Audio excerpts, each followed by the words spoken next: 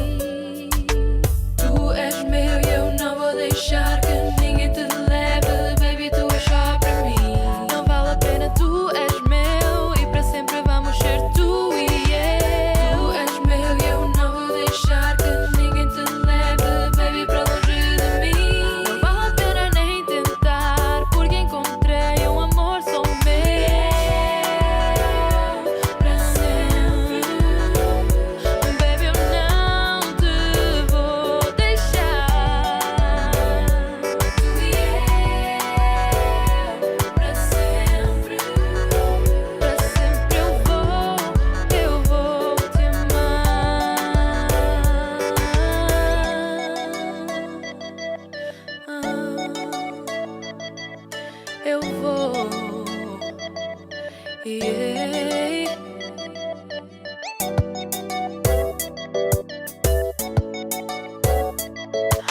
Para sempre.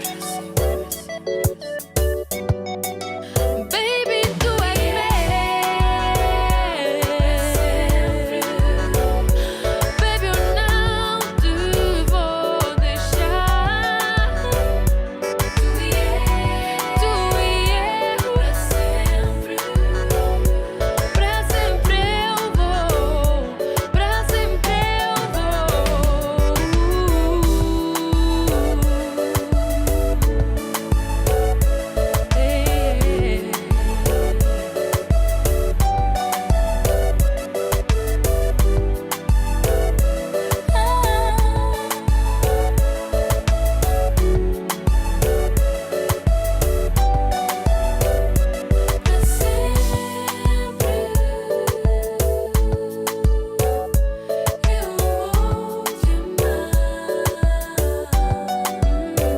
Para sempre eu vou.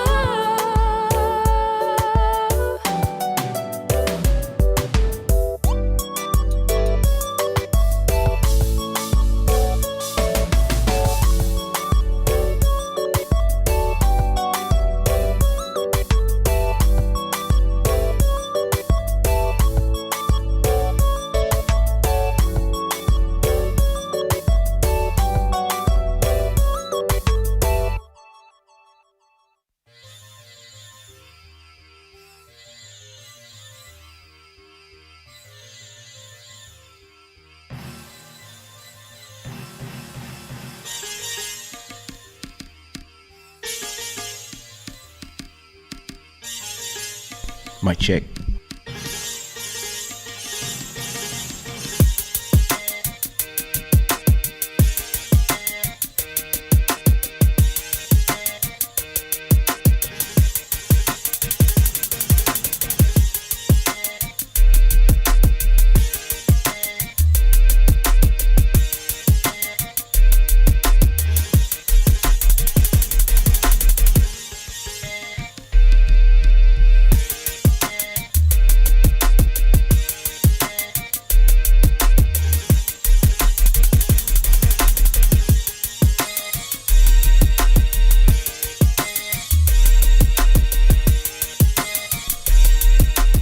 What is up? What it do? Welcome to Club Shada episode number 128.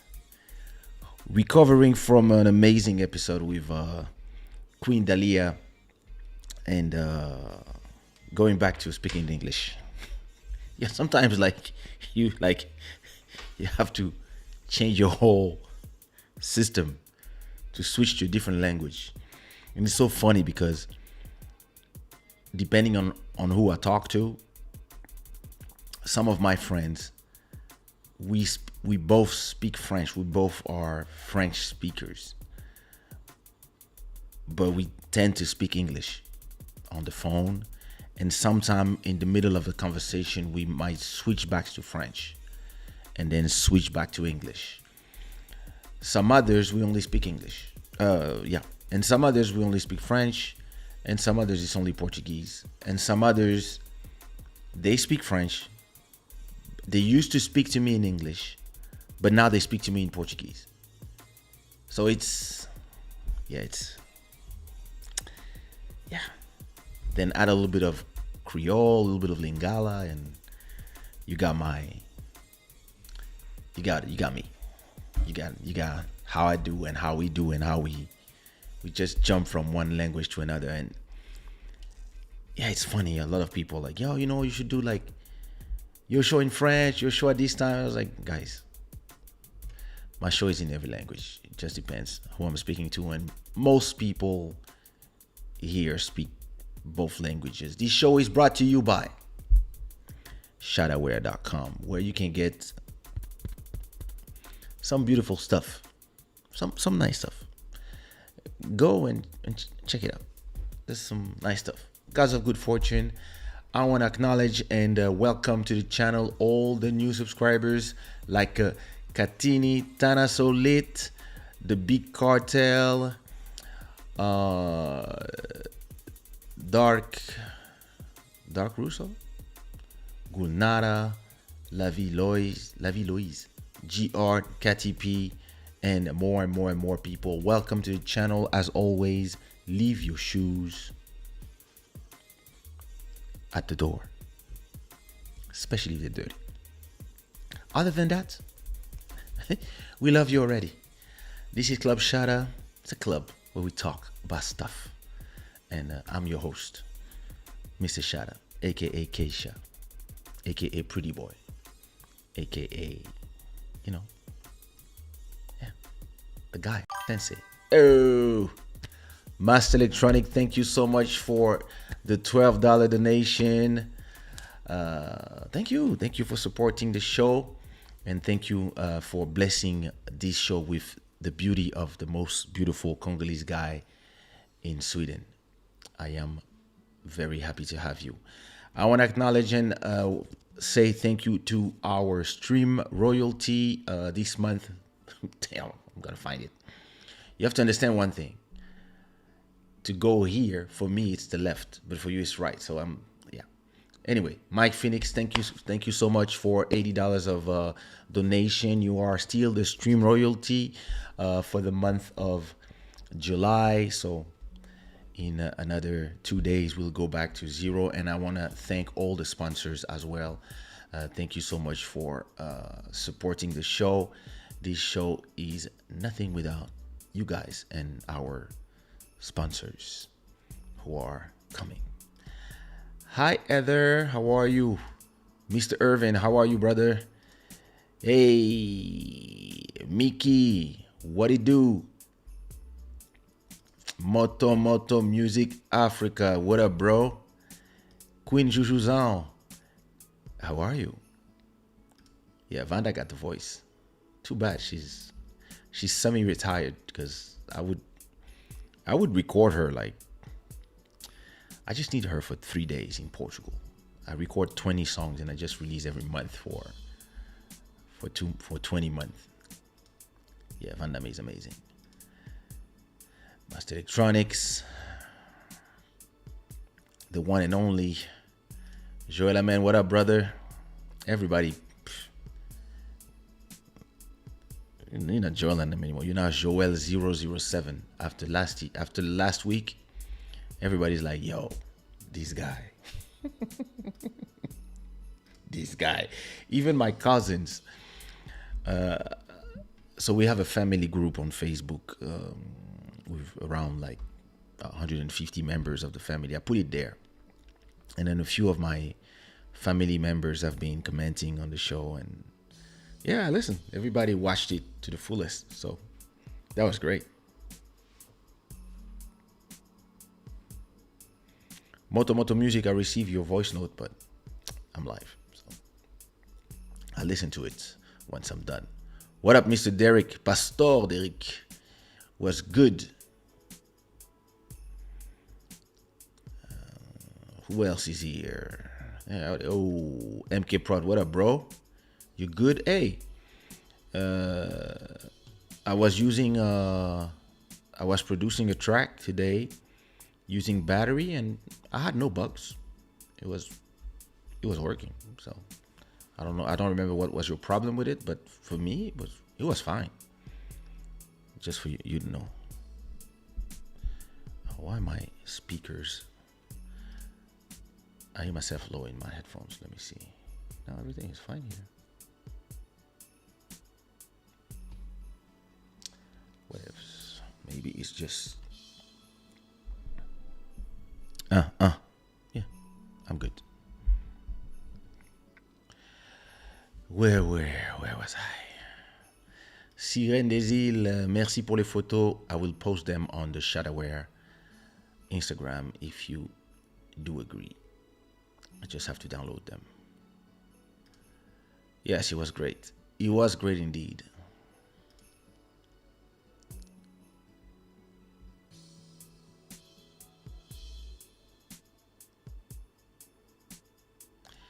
Brussels. Long time, Brussels. What up, Sengi? have to go back to Brussels. I might go in August, actually. He is. He is. I'm the most beautiful guy. I'm the most beautiful Congolese guy in Portugal. And he's the one from Sweden. Somebody has to represent. Somebody has to lead, bro. Somebody has to lead. CV Beats, what up, bro?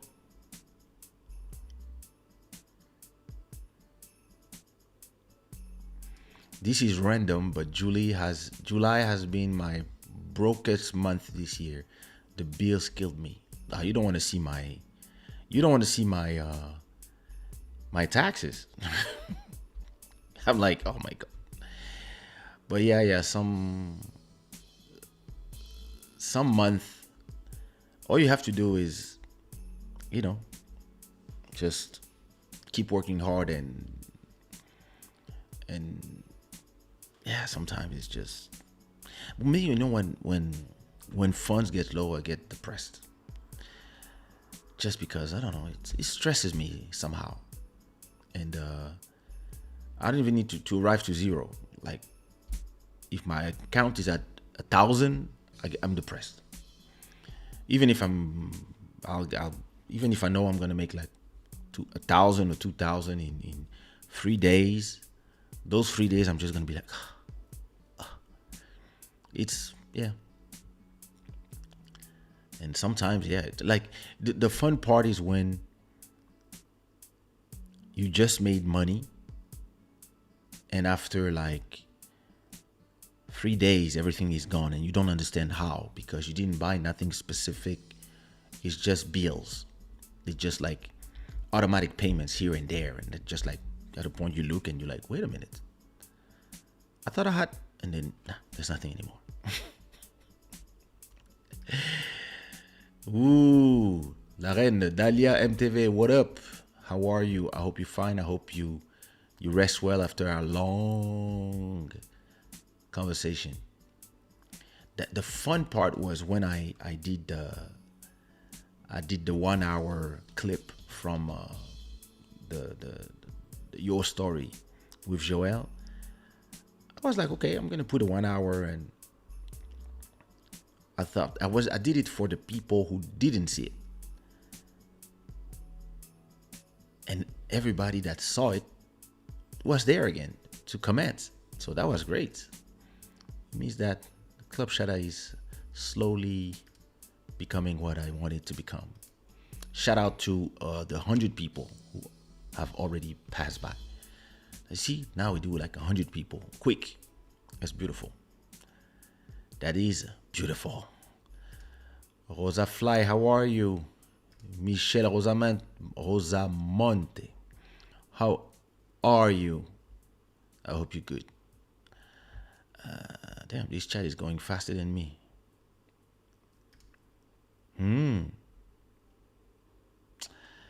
Essaie de réinstaller. Sometimes does the trick. You're the most beautiful Congolese guy in the world. Okay. Come on. Well, I got some cousins that look better than me. But thank you.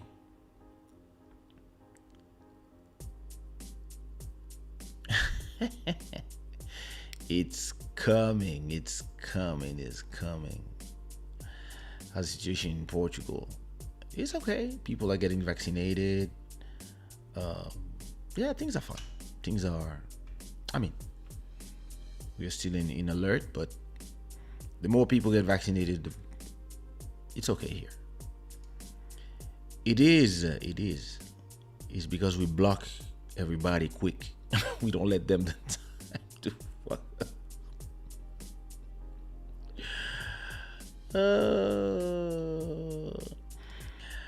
Okay. Est-ce que c'est autorisé de faire une couverture d'album ou single torse nu en 2021? Je me demande, on ne sait jamais avec la censure et tout. I mean, yes and no, it just depends. Ça dépend de la couverture en fait. Ça dépend à quoi ça ressemble. Donc comme ça, je peux pas te dire, mais oui, il n'y a pas de raison. Il n'y a pas de raison.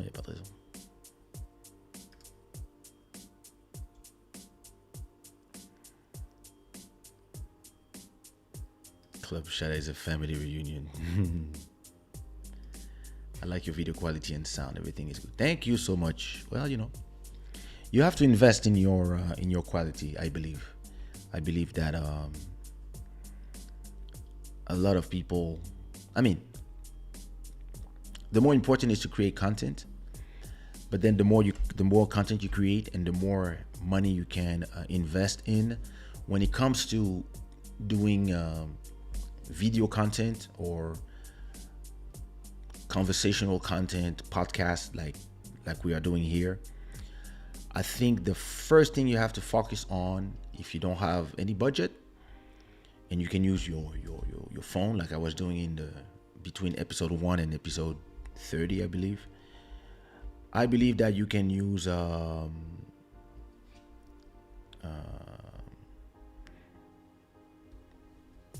you can use how you call this,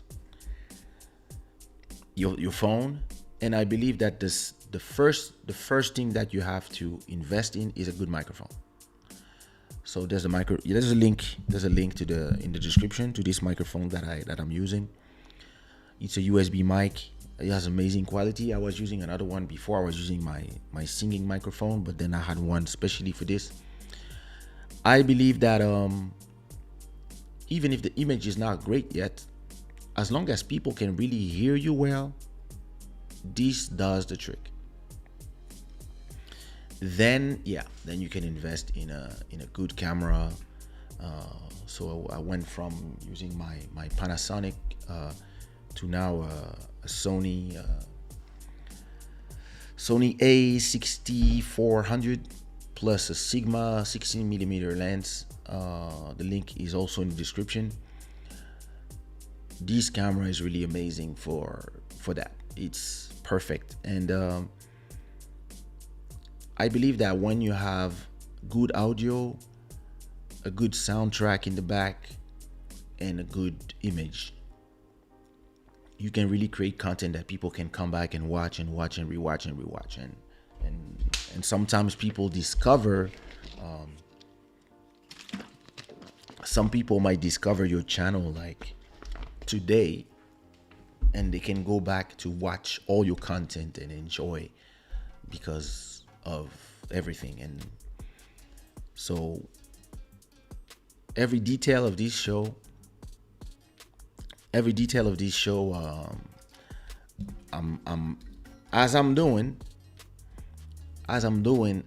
thinking of a lot of details, of a lot of little things. For example, I've already wore every single cap from my collection. So what I'm gonna do is I'm gonna give everything to my son when he goes back to Angola, and I'm gonna create a whole new collection so I can wear new stuff. I think I also done my whole wardrobe, for example. So I'm gonna start thinking about either going to Zara or wherever and just buy me a whole new collection of, I don't know, 20 new t-shirts plus shirts, plus order 10 new or create 10 new stuff from Shada wear, so that I don't dress the same from episode to episode. And I'm also thinking about talking to brands, like people who, for example, a creator or somebody who has a brand who wants to offer me or who wants to sponsor the show, right? And or promote their brand here, and at the same time I could wear their stuff. Even glasses, I'm always wearing the same glasses because, interestingly, I have a lot of glasses, but I kind of don't like none of them anymore.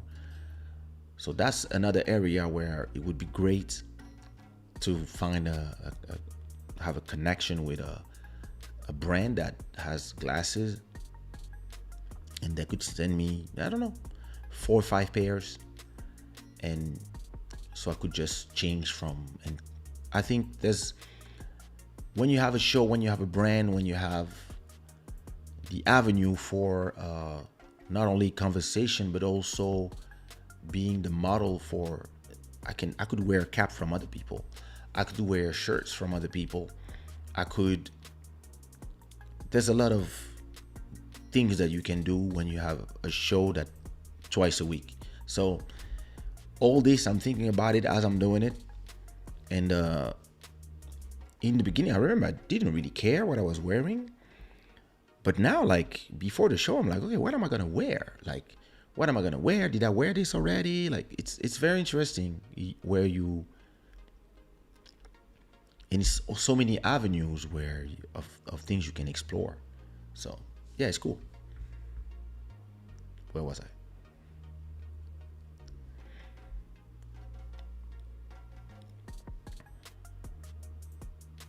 Hello, la milliardaire.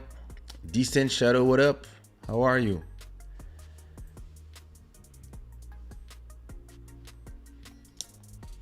Please.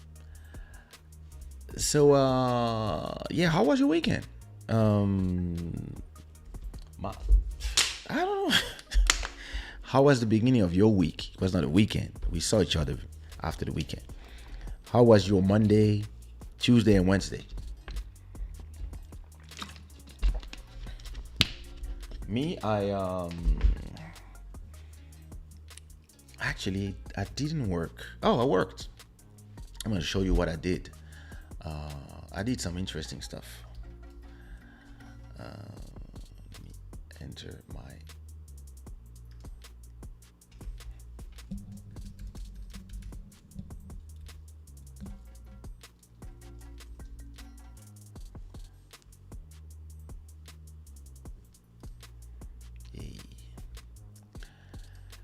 So yeah, I did some very interesting stuff. Actually, I've been busy working on.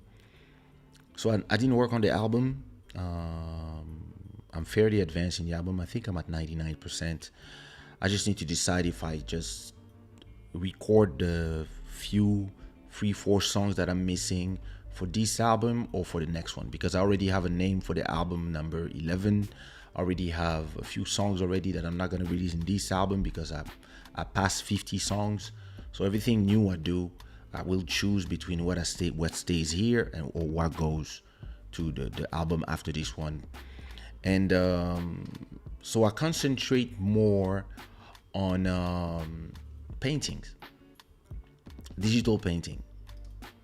Hello, Narcia. I'm well. I hope you are as well.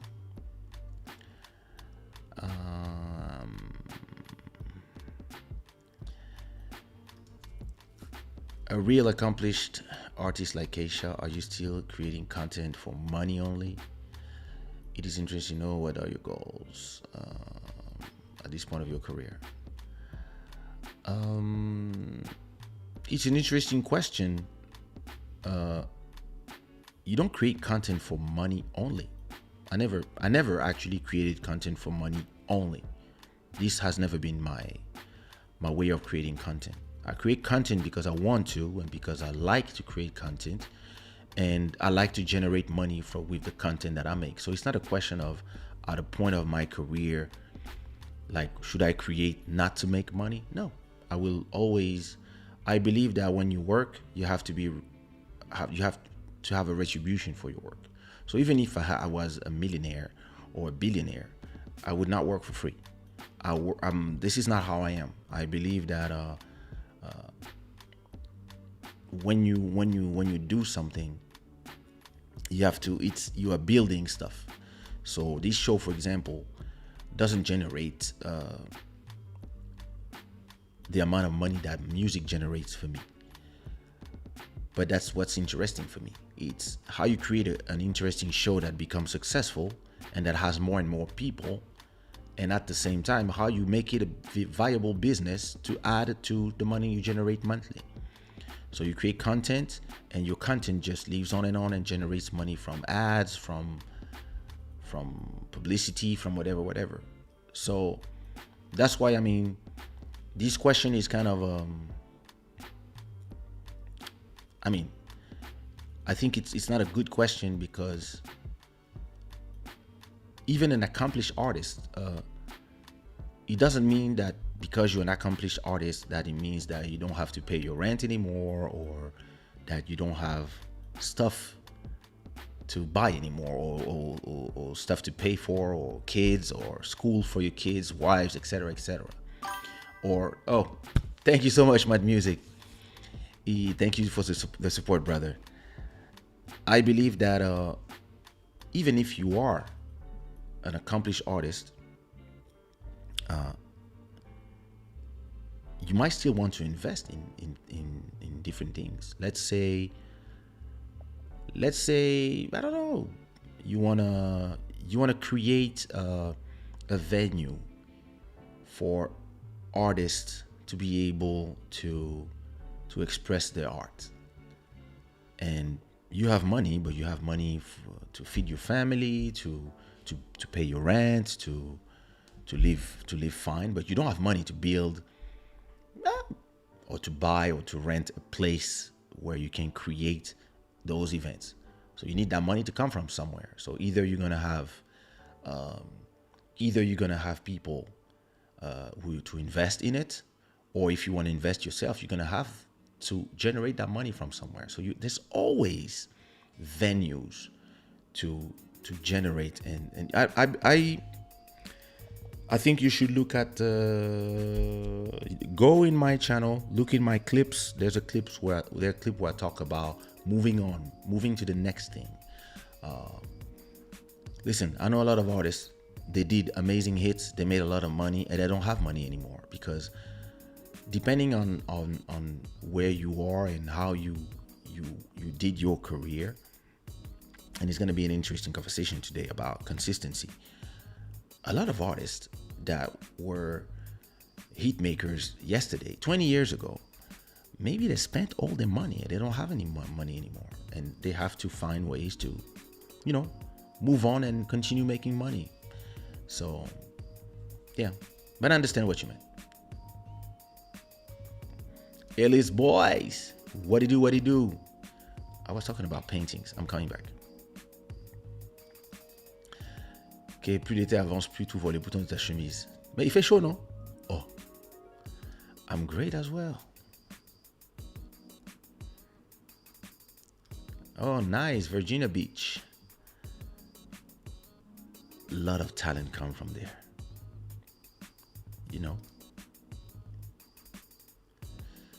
What do you do, Matt Music? When is that track coming out, finally? Now that I did the vocals, I don't hear from you guys anymore.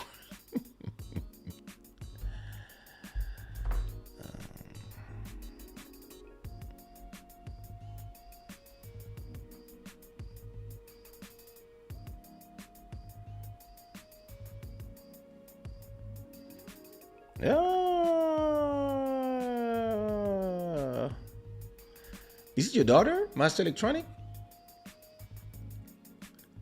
2 months. Look at that. Congratulations. Actually, my nephew has also turned 1 month. So, double celebration.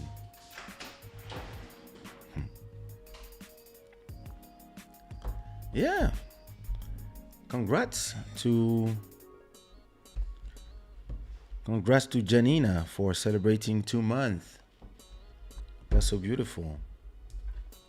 Look at you.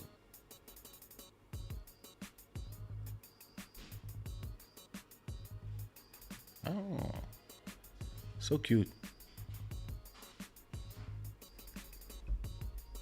Lovely. Everybody put me some rainbows for Janine's reaching 2 months of this life. Content creators are huge on the video game industry. They are the best publicity games could get. That's true. I saw something passing by on Twitter, but I didn't really understand what was going on. Let me know. Tell me, please.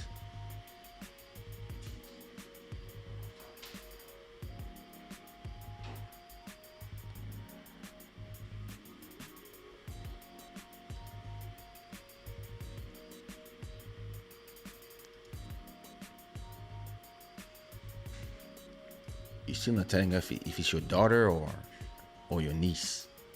That's what I want to know, too. Est-ce que tu as payé la dot?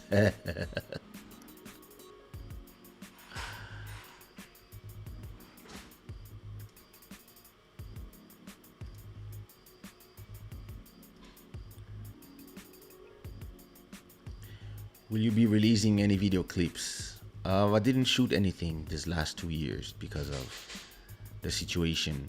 So yeah, maybe with the new album, I might go back and shoot something. Actually, I have a song that came out, not from me. It was from DJ Sammy Sam Beats, and I. We had a track called Bananas. There's a video. You can watch that if you didn't watch it.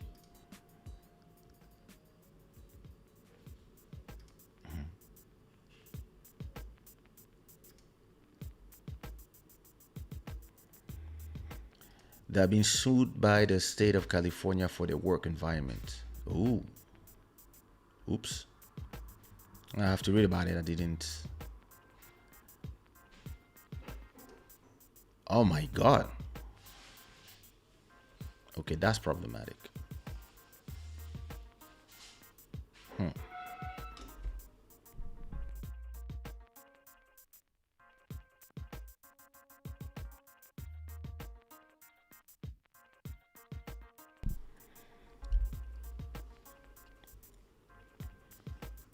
That's crazy.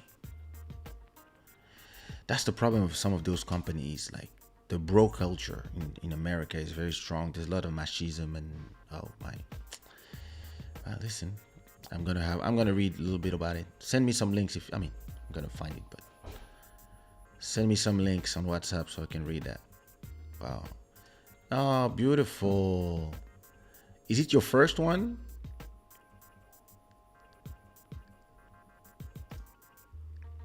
Oh my God. And such a big company too. You see? That's the problem.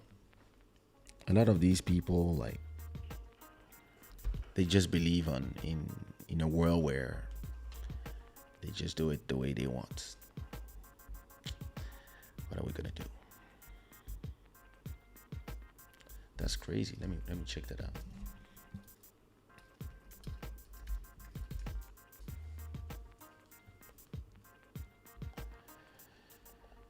Ooh.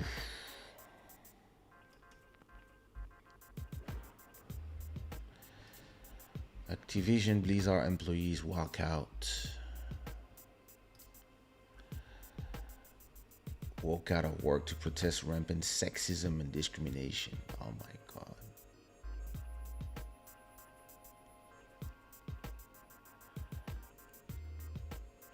Outside the company. Protest the company's handling of sexual harassment and discrimination charges.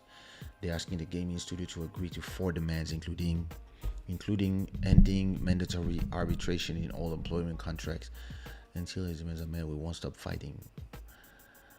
The move comes after the California Department of Fair Employment and Housing sued Activision on July 20th, alleging the company had a pervasive frat boy culture where female employees were constantly harassed, discriminated against, and underpaid. The lawsuit alleged a male employee nicknamed BlizzCon 2013. Nicknamed his BlizzCon 2013 hotel room the Cosby suit. Damn. Found that multiple other employees were aware of the name. We are really glad to see these stories being told and appreciate the journalists who are telling these stories. Wow. That's complicated. But yeah, listen, the video game industry, a lot of these guys need education. A lot of these guys are just, they don't. There's a lot of hate there's a lot of great guys as well. I watched the live of a few of them, but there's also a lot of these people who are the same that you find in the 4chan groups and all these subspace of the internet. And yeah, well, listen, sometimes Only the law can change people. Gabriel Cayendo. What it do? Love the extra that you post on Instagram. Time to say goodbye. Seems like an amazing track. Yeah, it's a beautiful track. I can't wait to release that one. From agence de rencontre. I'm on my way to make 14 kids. Bro.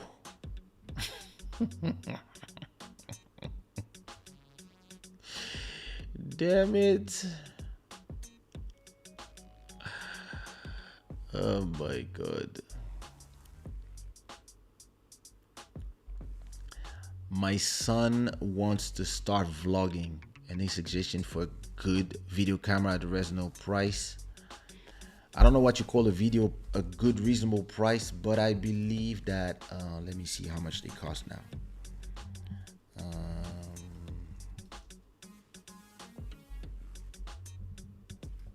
Let me see. Sony ZV-1.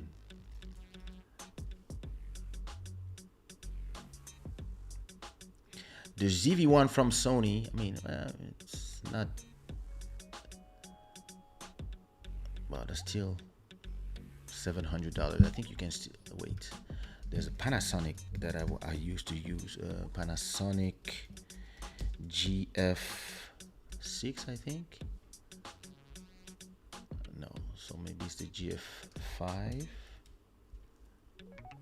Yeah. Oh. GX85, that's what I have. No, GF5. A G7 is $600. I think you can find, wait. You can find a Panasonic or a Sony. Oh yeah, wait. You can get a Sony A5100. I think you can find one used. It's a great camera for vlogging. Where is it?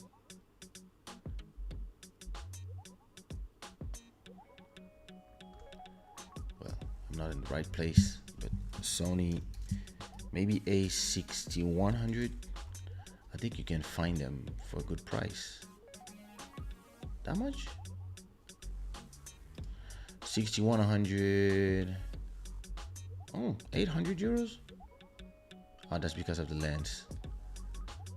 I know you can find them for less than that. You can find for less than that, but you can get either a small Panasonic, like a GH5, for 400 euros or dollars, or maybe a Sony A6100. That would cost, or maybe a smaller compact one from Panasonic. There are smaller ones. They all have amazing quality, like, and you can start with that, or you can get the Canon GX1, I think, or G1X. That's the one that everybody started on. This one it gives you that quality, so that might be an idea as well.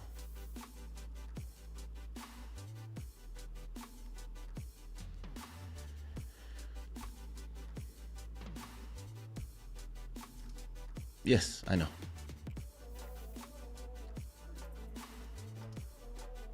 Yeah. It's the world is interesting now. The same people that make you can break you. That's crazy.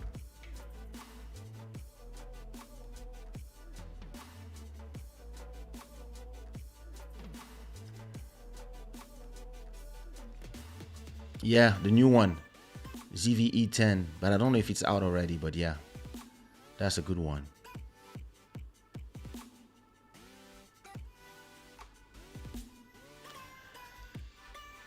Yeah, so yeah, these personally this week last 2 days I've been just doing digital paints. So for those who haven't seen, like, you remember I talked to you about NFTs. So my gallery is starting to look fresh. I'm starting to have some nice stuff in there, and so my new collection is called Naked Kings. And how do I see my collections? There you go.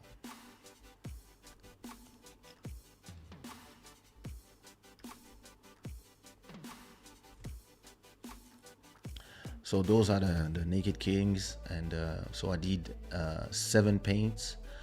I did 2 this morning. I did this one.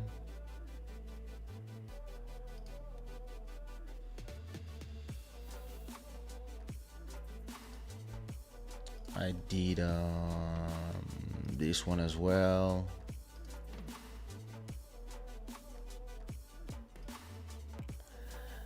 I did this one. I like this one.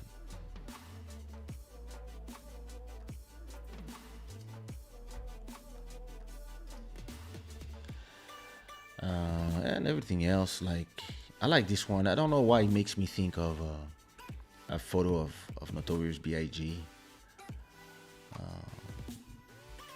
I like the colors that I used for that one. And those are the last 2, a little bit more expressionist styles. And the last one is this one. I like it too. I like the colors. So I'm slowly like finding my style when I create on the iPad, and I found something that I like, and so I'll see if I sell one. Now the thing is to sell them. My price are kind of expensive. I think I sell each one for $1,000. I'll let you know. I actually sold one, but it was on another site, another NFT site called Air NFTs, and I sold. So I did some others for this site only. This one comes with music, and I have another one that I did only for that site as well. So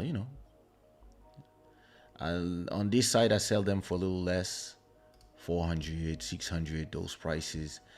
And the one I sold is called Afro Comes. That's this one. Yeah, there you go.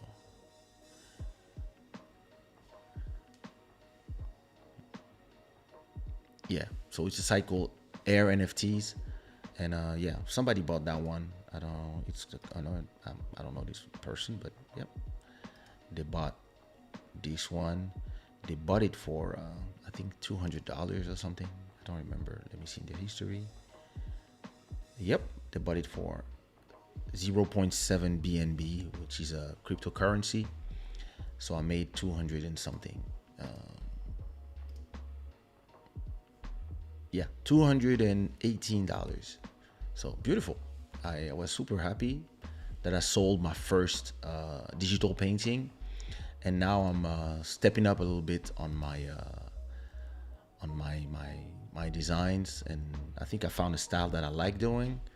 It's very graffiti, and at the same time, so I'm gonna add some more. I plan to add a little bit, probably another 5 on these collection, and then I'll move on. I'll see. I mean, if people like them and people buy them, we'll see.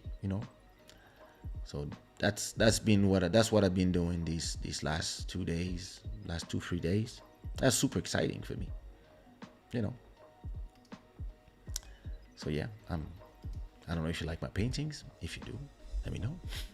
If you don't say nothing.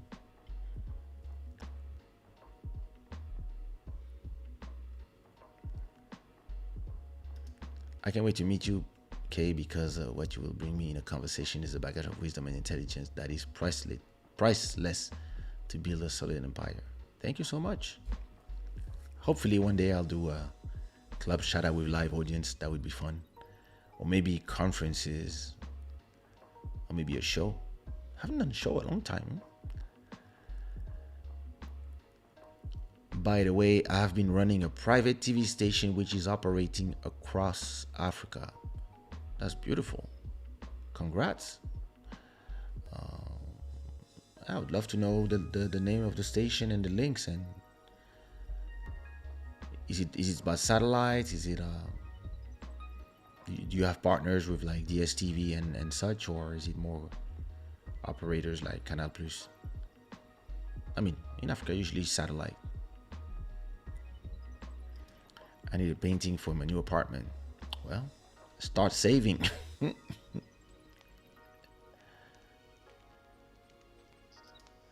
C'est trop gentil.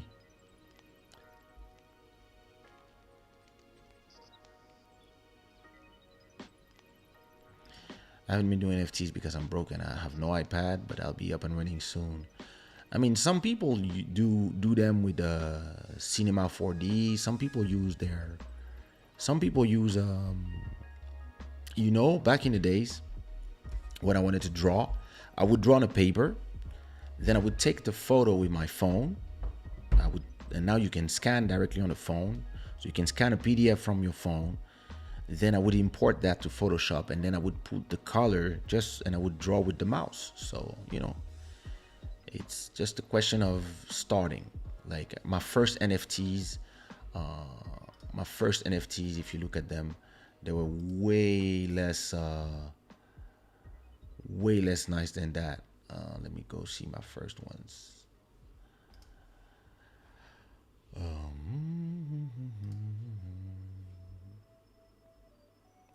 When I began, I was okay, but I'm far from what I do now. That's what I mean, It's nice, but I would do it completely different now. So it's great to see even my crypto doll collection is more elaborate now. If it loads. See, I think I'm more. Yeah, it's the thing where painting, designing, digital painting, you have to find your style first, and it's really a question of at a point you'll find the right things. But like I say, creators, we create. The machines don't create for us. Of course, having an iPad and my beloved Apple Pencil, that's amazing to create. But if I didn't have that, I would have used Photoshop or whatever's, Thank you so much. That's what I was telling earlier on. Like, it's funny how people see me and they only want to see me as a singer. I was drawing way before singing. So to me, it's all about expression. And NFTs is a new way to express yourself. And listen, if I see it from a business point of view as well, to make $1,000, you need 300,000 streams in the music platforms. And if you can make these $1,000 by selling one digital paint, one NFT, that's amazing.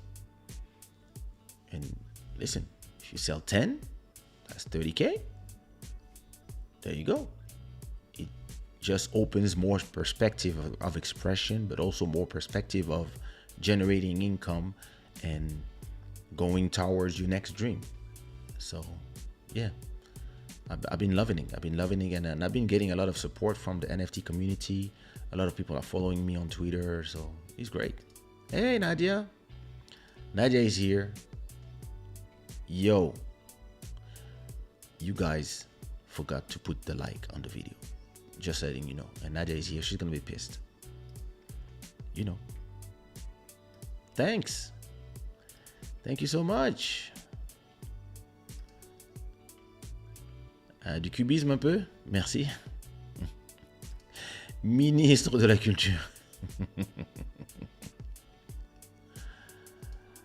Live TV is on Top Star channel 400 and DSTV 245. That's great. And what kind of content is on your TV? Yes. C'est en forgeant qu'on en devient forgeron. Awesome. I knew you could do something like this. Thank you. Yeah. Tree Blondie. How are you? You great? Yeah, you know, I really I really believe that those are super interesting avenues for me as a creator, and for those who are interested, you can follow me on OpenSea. You know, I mean, the world of NFTs is it's a brand new world for me, so it's so exciting for me. See what I mean? Like, I love music. I love doing it. I'm doing a 50 tracks album, but I'm doing it because I love doing it and I enjoy doing it, and it's my business as well.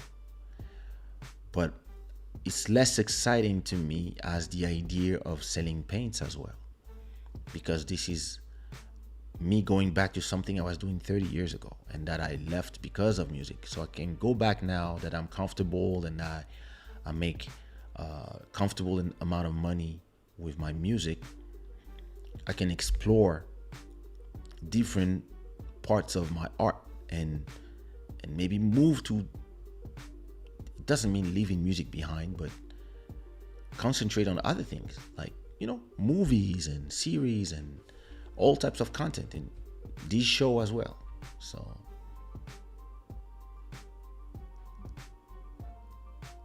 yeah, this I like my newer ones, like the last ones I did. D'où te vient cette culture de l'art? Well, I've been immersed in culture my whole life, so you know, I mean, we are in a world where everything is accessible, right? Thing is this: in this world, in the societies of today, and with the internet, you can go on the internet and you can watch whatever you want. If you don't like what I'm saying, right, and you're not interested in you find me boring, for example, all you need to do is go back to YouTube page and you have endless stuff to see, recorded, pre-recorded, live. So I think it's up to everybody to decide what they feed themselves on. And me as a kid, I've always been attracted to culture, to different cultures. I love to understand other people's culture, and I love art in general. So, and when I'm at home, instead of watching people do complotist theories and whatever and yell about vaccines and stuff, I like to watch beautiful things, beautiful art, and I love to watch artists creating. Myself, I probably will do some live streams where I'm creating paints, for example, for people to see my process. All of these things are things that I love to watch. And when I love to watch something, the next thing I like to do is try myself to do. And I like to start from, I love to start from zero something and make it grow into a business and an art form for expression. Because all of this is expression. Singing, making beats, or creating paints. All these to me are ways to express myself and to express the things I have in me. And I'm very fortunate to be that person that have the possibility to let the things go out in art. A lot of people, they just keep everything inside and then they explode one day. So that's probably where the culture of art comes to me. And I've been with school, I've been to museums, and my parents also have a lot of art. My parent collection a lot of paintings, a lot of Congolese sculptures like Liolo, and a lot of Congolese paintings.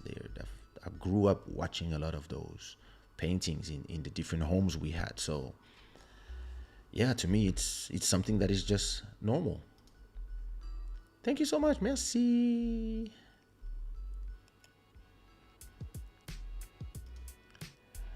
Business and lifestyle content. I wish to formally partner with you because I have supported your music from the time I opened in 2015. Oh, lovely. Oh, send me an email. All is well on my end. I don't fully understand NFT yet. Glad to be here, you guys. Thank you. Well, NFTs, I explained before, but let's say that I can explain to you quick. Let's take this painting that I do, right? So it's just a JPEG, right? So you could paint and then to take a photo of me. I designed these directly on my iPad. So this design, this art is just a file and anybody can download it, right? But if you download it, you don't own it. It's just a file. An NFT is a tokenization. So you create a contract, a smart contract that define who does this artwork belong to. And if you buy the NFT, so now you have a way to authenticate that you are the owner of this art. So if you pay 5 Ethereums, 5 ETH, which is 1,148.53 while we're watching this, you become the owner of this digital paint, and you have a proof that it's yours. And then if you want to, and you can sell it on the secondary market, you can sell it again to somebody else. So you can buy it and then you can resell it. And it's a vibrant community where some people sell photos. So you can see, for example, if we go to OpenSea, which is one of the places where I sell my art. Ted Ratcliffe, who's a great photographer, see, he already sold for around $20,000, and he sells photos. And people can bid on them. People can, and yeah, he makes all kind of content. You have this guy is amazing, Tom Fry.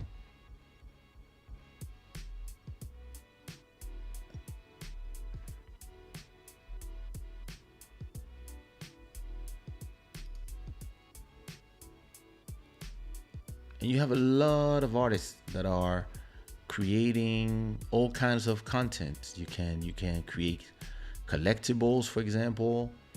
You can see, for example, some people are creating just personas like this one. So it's called the Penguin Dummy Club, and there's a bunch of variation of the same, and people can collect them and etc. So there's a real interest right now in art, because like I was saying, but you have to watch my episode about NFTs. There's a lot of for example, when you take the Mona Lisa, it's a painting, right? But the one who owns it just has a contract that can prove that they own it. but anybody can do a copy. Anybody can, a good painter can do an exact copy, but it will be worth $2. The original is worth 100 million, if not more. And who owns the original? The original either has it or gave it to a museum to showcase, but they have the proof that they are the owners, and this proof is written on the paper somewhere. And an NFT is doing exactly this proof of ownership, but digitally. So you can, for example, sell photos of you, or paints that you do, drawings, poems, whatever, screenshots of your tweets, whatever you want. So, my email is kaysha@kaysha.com. Pastor Derek.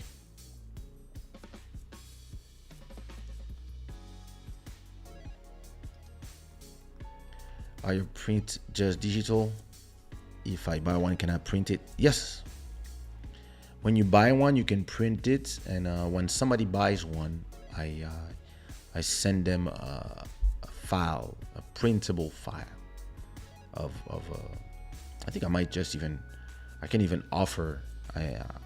I'm gonna decide what I do, but when somebody buys one, I might even just send them an already done big print of it, since I have the original high definition file.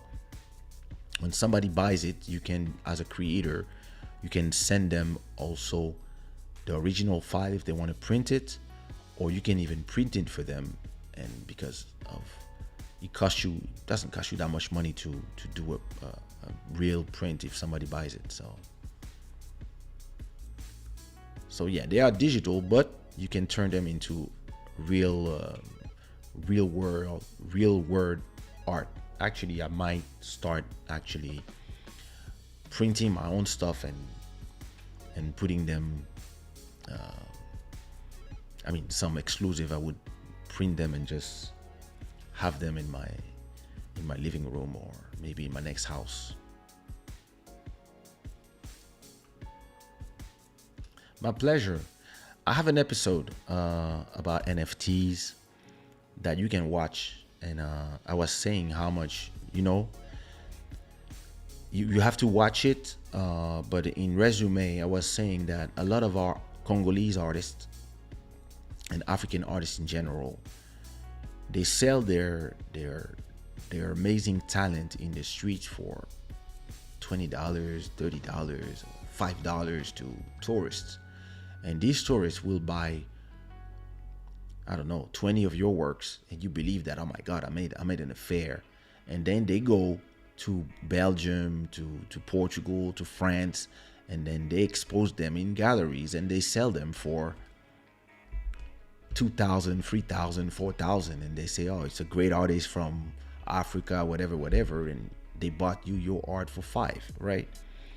The amazing thing about the contract of an NFT is that it lives inside of the blockchain. So when you buy my artwork, it is yours, and nobody can steal the property from you because it's on the internet, and nobody can tamper with the owner of the art. And an amazing thing is that if after you buy an art on the platform, you want to resell it, you can sell it. Let's say you buy my art for $1,000, and let's say I get famous as a digital painter, and now everybody buys my art for $5,000. You can resell my work for $5,000, and then on the secondary market, so you put it there to sell. And because it is a smart contract that lives on the internet, the name of the creator will be always associated with the art.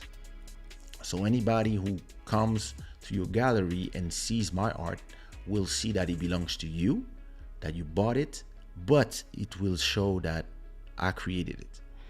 And if you sell it to somebody else, it will show as well that you sold it to X. And then every time you sell it, I get 10% of the price of resale. So if my art gets sold 10 times and people keep selling it for more and more or whatever, I get 10%, 10%, 10%. So that's amazing. For an artist, it just changed the game. And yeah, listen, it's a game that I'm very, very excited about, because imagine that you sell something for $20. You're happy you made $20, but then the people who bought it sells it for 10,000, and then you will get 1,000.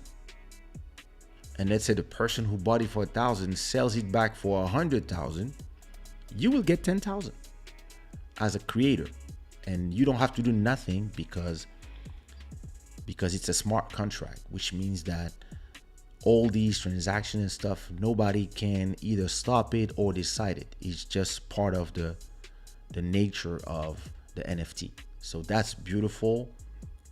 And for creators, like, listen, even music, like some people decide to sell their songs as NFTs. Like, there's so many ways that you can do, and it's just a great new avenue for an artist. So yeah, go watch that episode. So let's talk about the main subject, unless you have more questions. I'm still missing 3 likes. Wow, we had 265 people tonight. Look at that. Beautiful. I want to talk to you about the importance of consistency. Why? Because,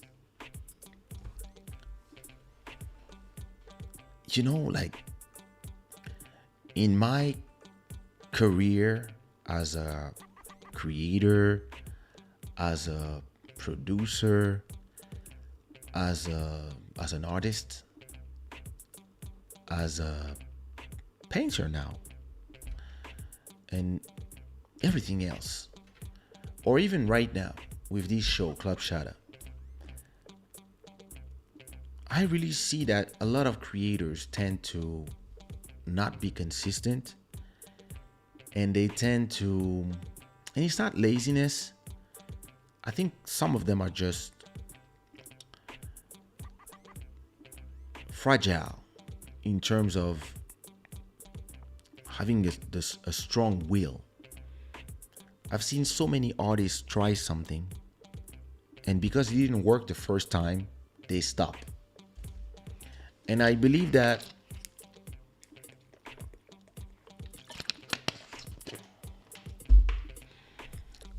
one of the reasons for my success in my career, and the longevity of my career, is that I really understand this concept of longevity. I understand that sometimes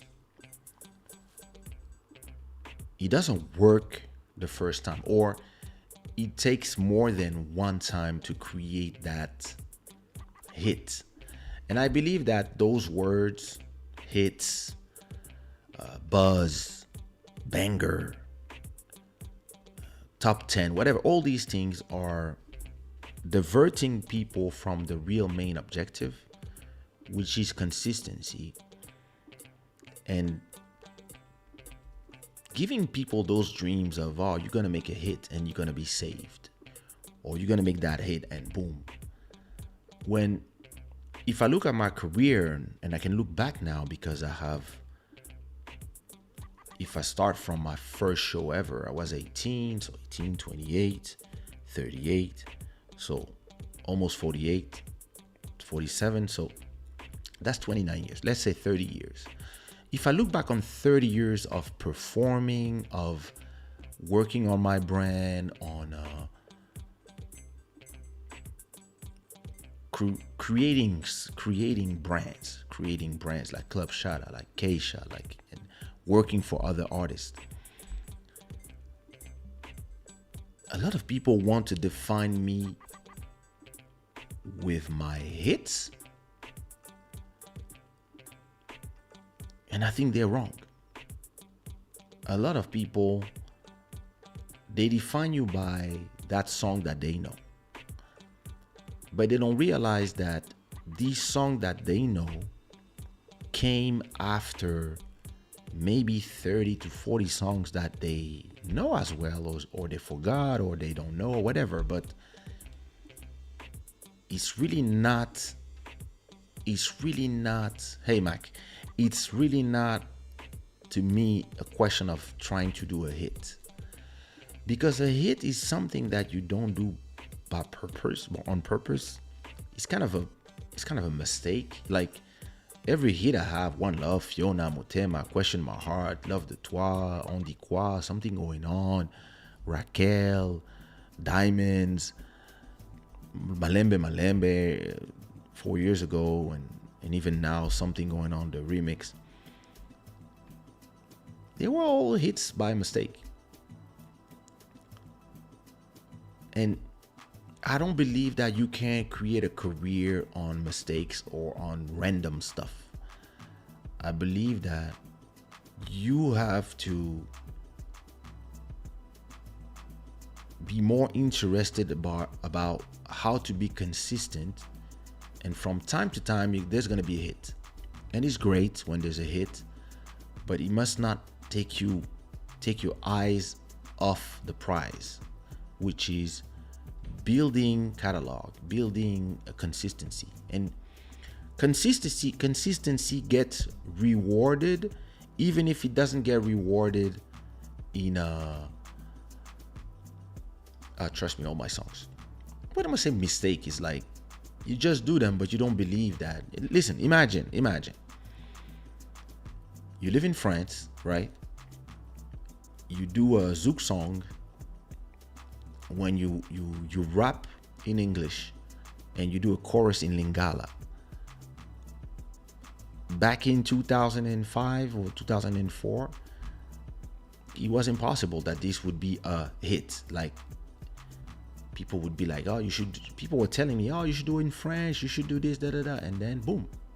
So the reason why those songs explode is not just because the songs are great. Is because of everything that is behind it, the consistency, the work, the fact that you work on your brand every day. The reason why people come here on YouTube in the middle of the night for some to see one guy talk is because of the consistency. It's just because of every Sunday and every Wednesday I'm here.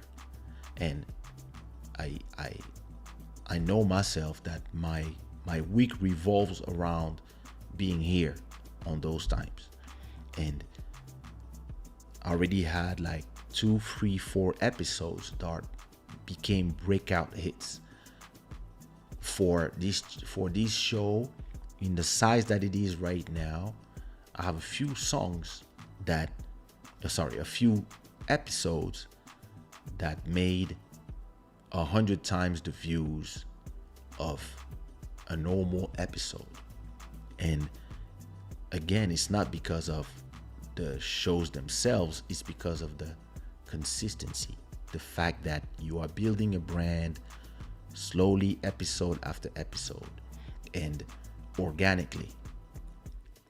And all this is part of one of my better strength, which is I'm a consistent person. When I start something, I keep on. When I decide that I'm gonna do a track every week, I do a track every week. When I decide that I'm gonna do a show on YouTube live twice a week, I do it, and I don't stop after 2 months.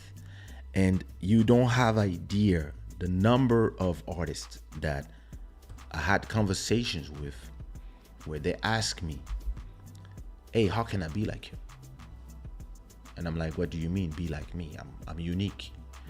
No, but you understand, how can I'm a beat maker. How can I make a living? How can I have hits with big artists and people that know me, people that respect my genre, etc., etc. And I tell them, hey, as a beat maker, first of all, you have to have your own sound, because it's easy to do like somebody else. Try to find something that sounds like you. And once you have found that something that sounds like you, be consistent in releasing instrumentals and working with artists, even for free, until your name is set in stone. And most of the time, same thing for artists. Hey, how can I spend a quarantine of 4 months and not starve at the end like you? I'm like, well, start releasing tracks every week like me, or every 2 weeks, or find something that works for you and release your music. And they all take the advice. Oh, listen, I want to do a show. Listen, you have no idea the number of artists, right, that came to me back in 2006 when my YouTube channel reached 20 million views, and telling me, oh, we're starting our YouTube channel as well. So today is nothing starting a YouTube channel. But back then, everybody was like, yo, man, we're gonna do a YouTube channel like Kaysha, we're gonna vlog, we're gonna get cameras and we're gonna film the studio session, we're gonna film the shows, we're gonna film this and that. And me, I was like, well, yeah, listen, I didn't invent the wheel, so yeah, do it. And after, I don't know, after 2 months, I want to go in their channel by curiosity to see how they're doing, and if they're doing it, what are their ideas, and most of the time I discover that those people, they kind of copy everything I do, which is fine. But then I'm like, okay, what did they post now? Okay, show, studio session, yeah, like I do this, that, okay, cool. And then I'm like, hey, they didn't post nothing for the last 3 weeks. What's going on? So I called them. I'm like, hey, I saw your YouTube channel. I saw that you had some great content, so that was cool. I was watching the studio session. I was watching this, that. But hey, how come you haven't been doing nothing for 3 weeks? I know you were on tour and you had that and you had studio session. Why didn't you, put something? And they tell me, yo, it's a lot of work, bro. It's a lot of work, editing. I'm like, yeah. Success is a lot of work. I don't understand people. I don't understand this society that make people believe that success is easy. Success is not and has never been easy. I don't care who you are, who's your father, who's your mom. Success is not easy. You can pay for stuff. You can pay for ads, but you cannot buy charisma. You cannot buy the love of the people, genuine love of fans and people who respect your music, your art, your painting, your whatever, all this. This is something that you have to work to get there. I work hard to be where I am today. And you see, with my digital painting, I started talking to you about NFTs, I don't know, 3 months ago, 4 months ago. And then I started working on it. And now I'm starting to get the hang of my style that I want to create and sell. And I'm not saying to myself, oh, I didn't sell nothing since I started. And I'm Kaysha, I should sell. No, I'm saying to myself, I have to make my name in this space. And it's not gonna take 6 months. It might take years. And it's fine. You have to be discoverable, and you have to be discovered. Some people are collectioners of NFTs.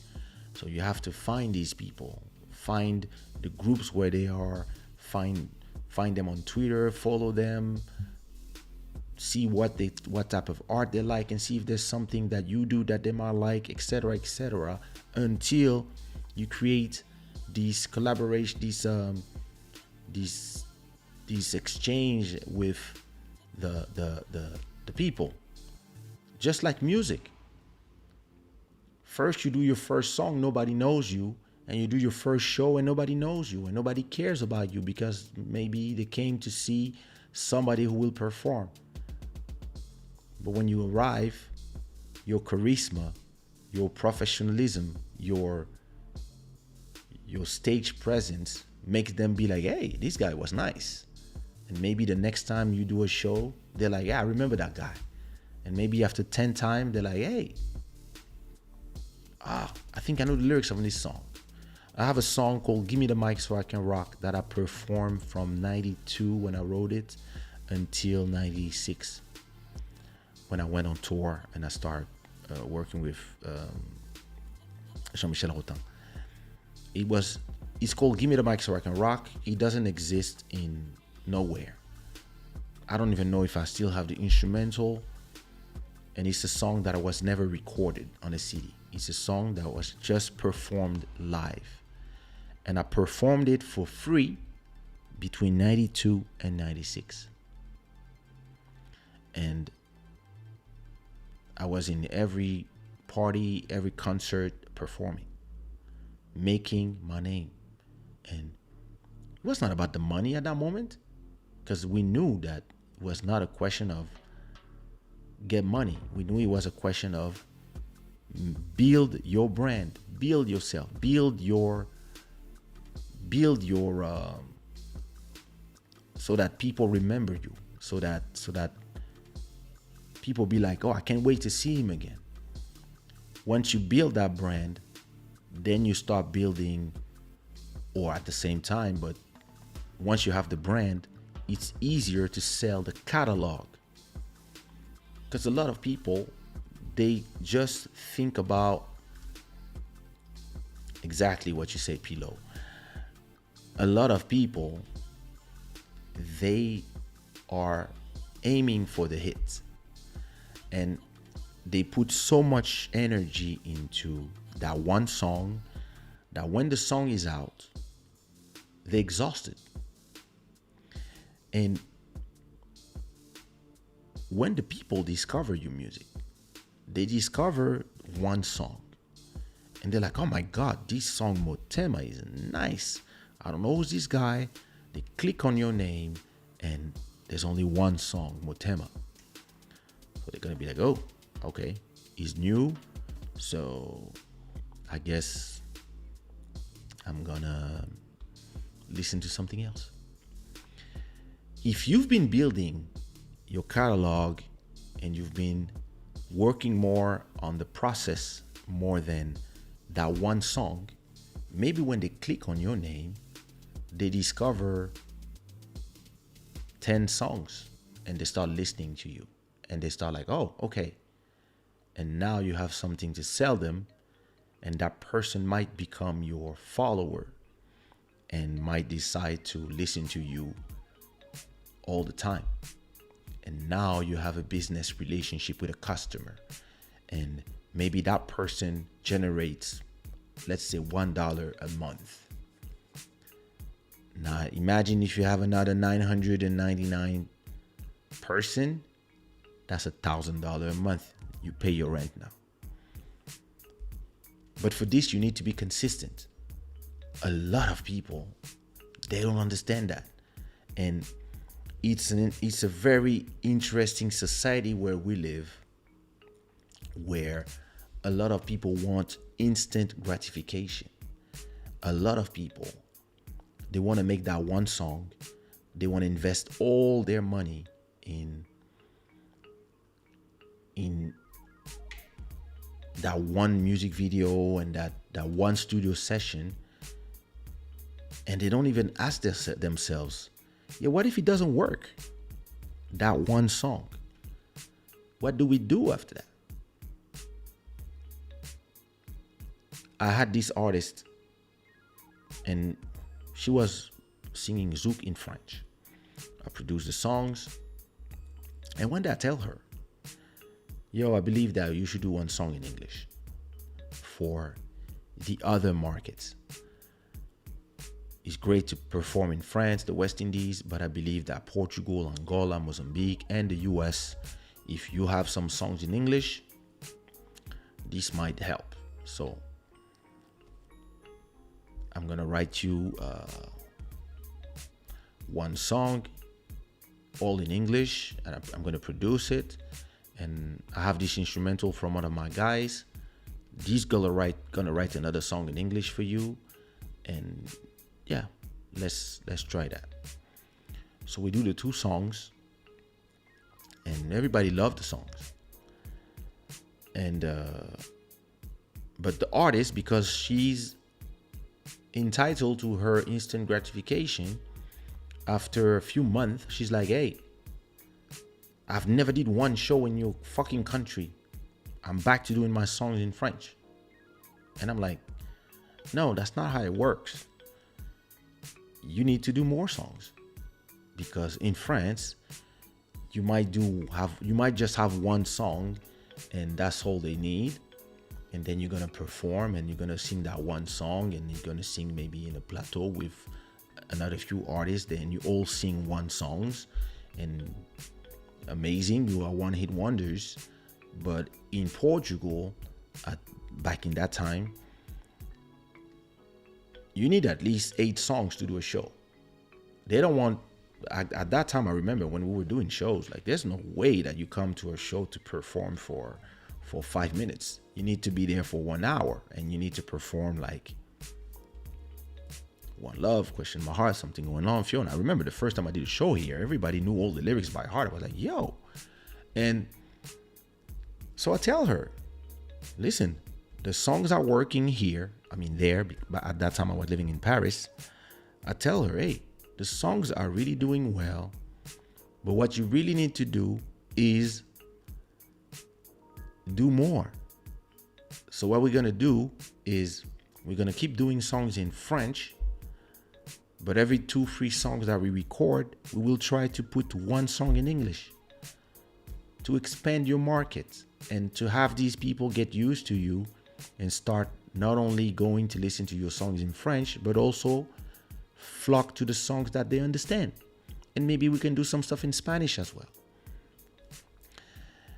And she was like, I'm not interested. And I was like, okay. And I ended up concentrating on working with Vanda May, and we made all these songs that everybody know. And a lot of these songs could have been for that artist. Another artist that I had an interesting story with. He was an artist that was already on the market for 10 years. She already had like 2-3 albums. And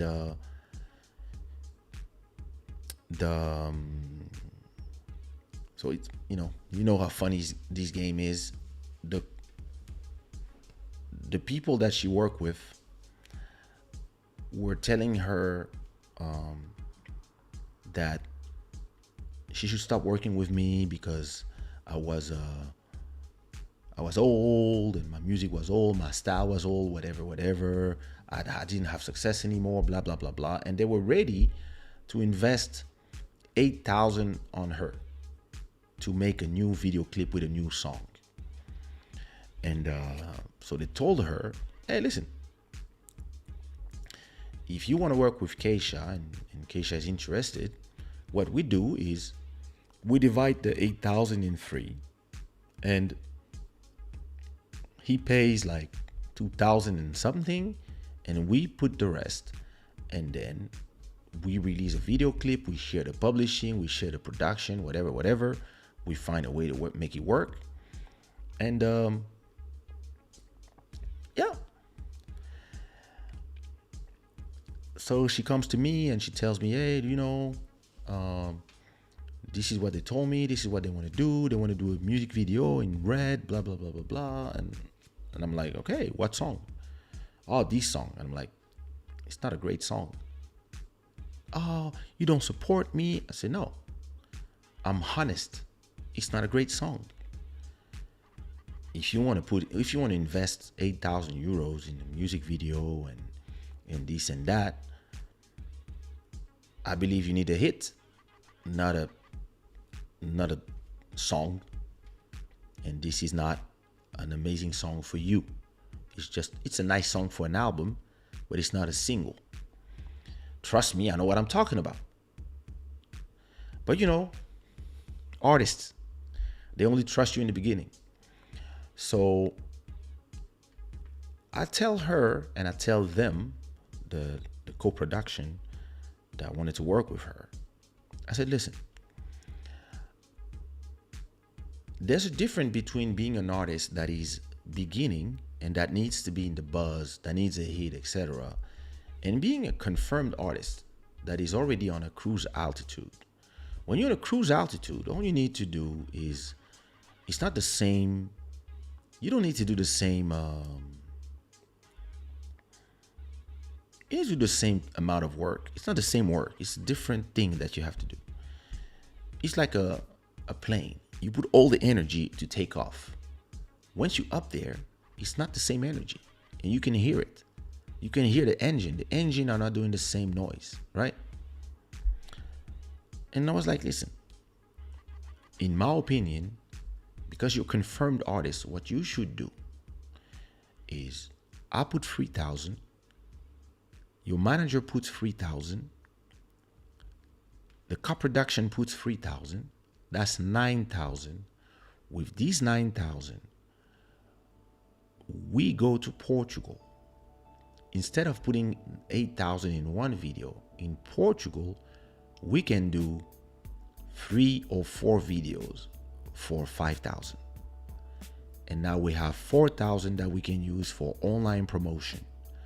And what we do, instead of doing that song that is not a great song, we do 5 songs. 3 hits, 2 fillers. 1 hit comes out before the summer, so you can perform the song during the summer.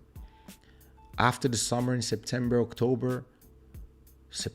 we release that song that is okay. It's a nice song, but it's not a hit. Then for Christmas in December, we release another hit with another video. Then we have another song that is nice. Then before the next summer, we release another banger, and you have 3 videos. And all of a sudden, hi Solange, and now you have a plan, and you have a consistent drop of music for the whole year that will make your name continue to resonate among the fans and the new listeners for a whole year. And this will buy you maybe 2-3 years of your name being heard, and then you can reiterate this operation every year. And I believe that in this way, we can generate money from the digital, we can generate money from YouTube, and we can generate money from your shows. And you can make money as well. And I believe that was a good plan. I don't know what you think. If you guys are still here, if you think that this was a better plan than just doing that one song, just put some rainbows in the chat. And so she went to the other side of the people who wanted to do that project, and she explained to them the plan. And I also went to them and explained to them the plan. So they called her, and they're like, yeah, you see, yeah, these guys, they call themselves producer. They say that they are label moguls and whatever, but when it comes to releasing 3,000 euros, yeah, now they're scared. And me, I'm like, no. The question is not, am I scared to spend 3,000 euros? The question is, why would I spend 3,000 euros if I'm going to lose that money on a song that is not a hit? When we can do a better plan, or either we just find a huge banger and then we invest in that banger. But I believe that doing something that will make you relevant for a whole year and newsworthy for a whole year, I believe that is way more, it's a better plan than just spending my money on something that I know will not work. And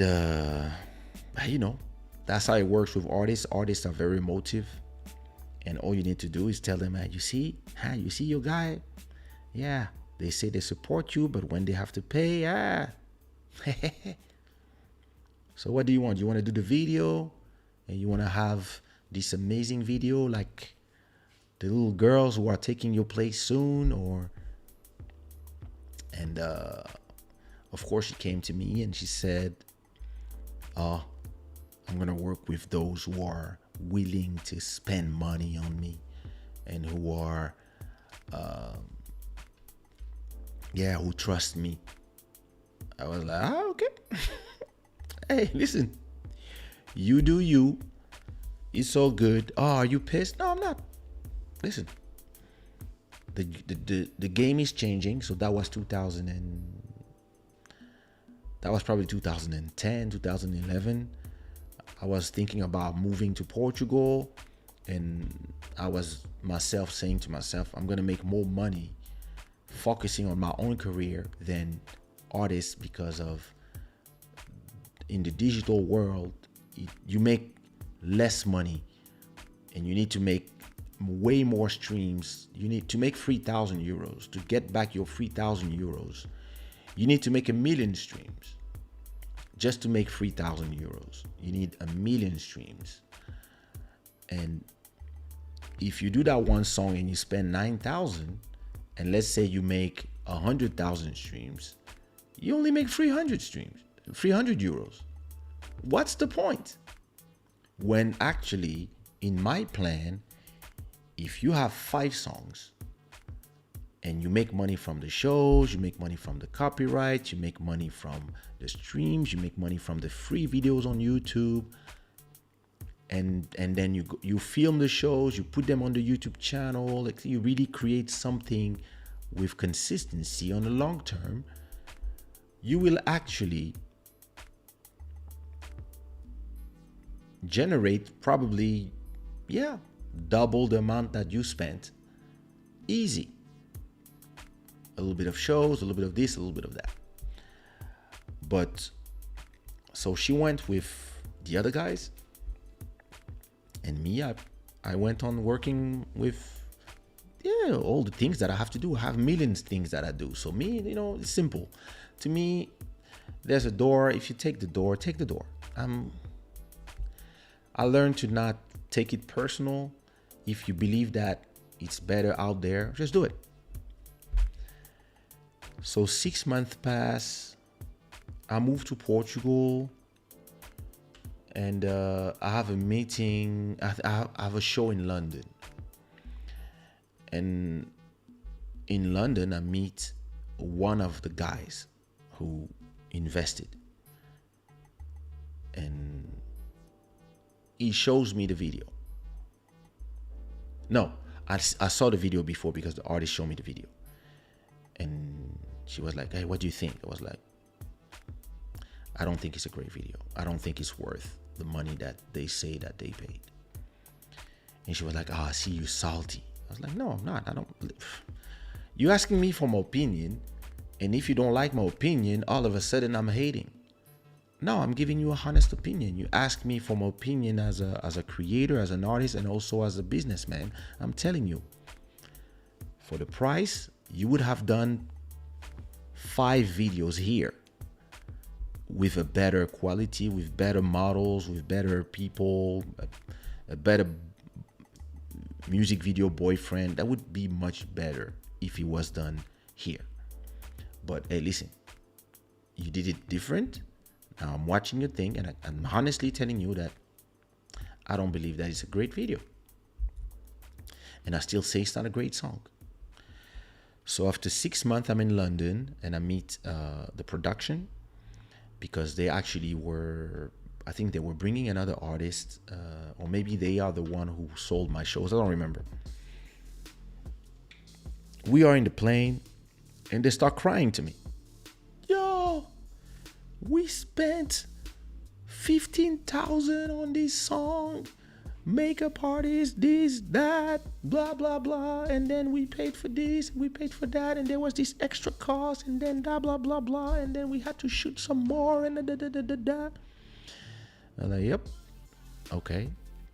Yeah, and listen, impossible to sell shows. Oh yeah, why? We don't know. Nobody, the radios don't want to play the song. I'm like, yeah, it's not a great song. Yeah, but you should have told us. I told you. Yeah, but I mean, say, guys, I told you, let's make 5 songs. I produced 2. Ali Angel do 1. We ask Marvin to do 1. I can have a beat maker from Portugal, like Malcolm Beats or anybody I was working with at that time, create, and we do like a nice 5 songs, and we release them every 3 months for the whole year. This is what I told you guys. And we could shoot amazing videos. We're much better than that. We could shoot 3 great videos, and then we use the 4,000 to do an internet promo crazy. Back then, Facebook was big. We put like in whole year, I would put like 200 or 400 per month or 350 per month on Facebook promotion, so that anybody who know the artist and know or love Zouk, loves Kizomba, is just receiving news every day that this video is there. You see what I mean? Hi, Betty. And that would create something, especially with an artist who already has a brand. It's not like you have to build the brand. The brand is already there. It's just that, you know, after a point when people love your old songs, it's hard to make them listen to the new songs. But if you do the right promo, it might work. And the guy was crying to me, oh, all the money we spent, we're never going to get it back. It's impossible to sell shows. And I was like, yeah, why are you crying to me? So you guys are amazing. You guys come, you do calumny. You call me like, yeah, you pretend that I don't have the money to spend because I don't want to throw money away. And then you cry because you threw money away. Fuck you. No, okay, don't speak like this. You know, the way, you know, it's the game. I said, no, it's not the game. It's somebody else. It's an artist's career.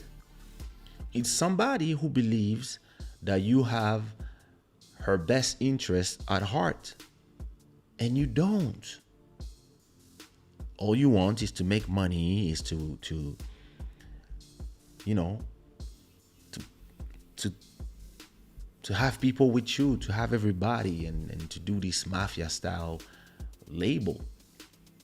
I'm interested in careers, in those people looking back when they are 60, 70 and be like, I had a great run. And you guys are fucking those dreams. And listen, the shepherd is guilty, but the sheep is guilty as well. Those artists, they also make their choices. And that's what I told her after a point. You know, we had a conversation and she was like, oh, you know, you should have told me, or you should have. I was like, no, I should have nothing. I told you what to do. You chose another path. Good luck. The rest has nothing to do with me. But hey, listen, my friendship is intact. Whenever you want to work, we can work. But yeah, listen. You want to work with the fuckers who make fake promises? Go ahead. But don't come to me complaining after that. And all this is part of the big problem of today's society. In today's society, and because everybody is becoming famous through Instagram posts or through a reality show or something, people don't realize that you have to climb the steps one by one.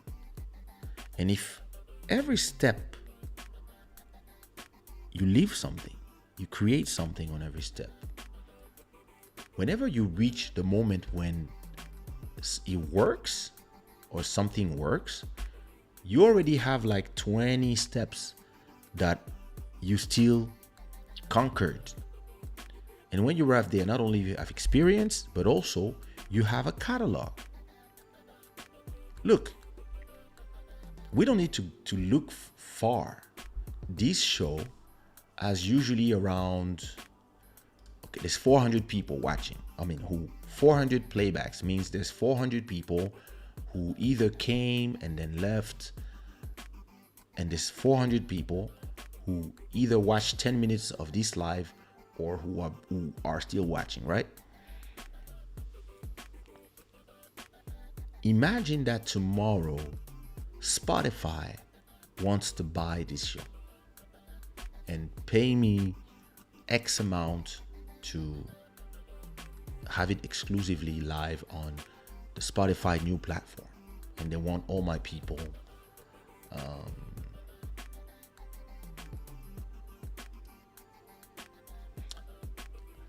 and the people are not receiving like Spotify is trying to buy this show. What they will do, first of all, they will ask themselves how many episodes are there. Because if imagine if this was the first episode and they're like, oh, this show is nice, hey, we would love to work with, they're not gonna buy it for a price. But if they come and they realize that the show has 128 episodes, that's a lot of content. Like Netflix, if they want to be the next YouTube, or let's say Netflix wants to do podcasts and they're like, hey, we would love to have all Club Shada episodes in there. We want the whole season. We are willing to give you 500,000 because you have 130 episodes. This is where consistency is rewarded.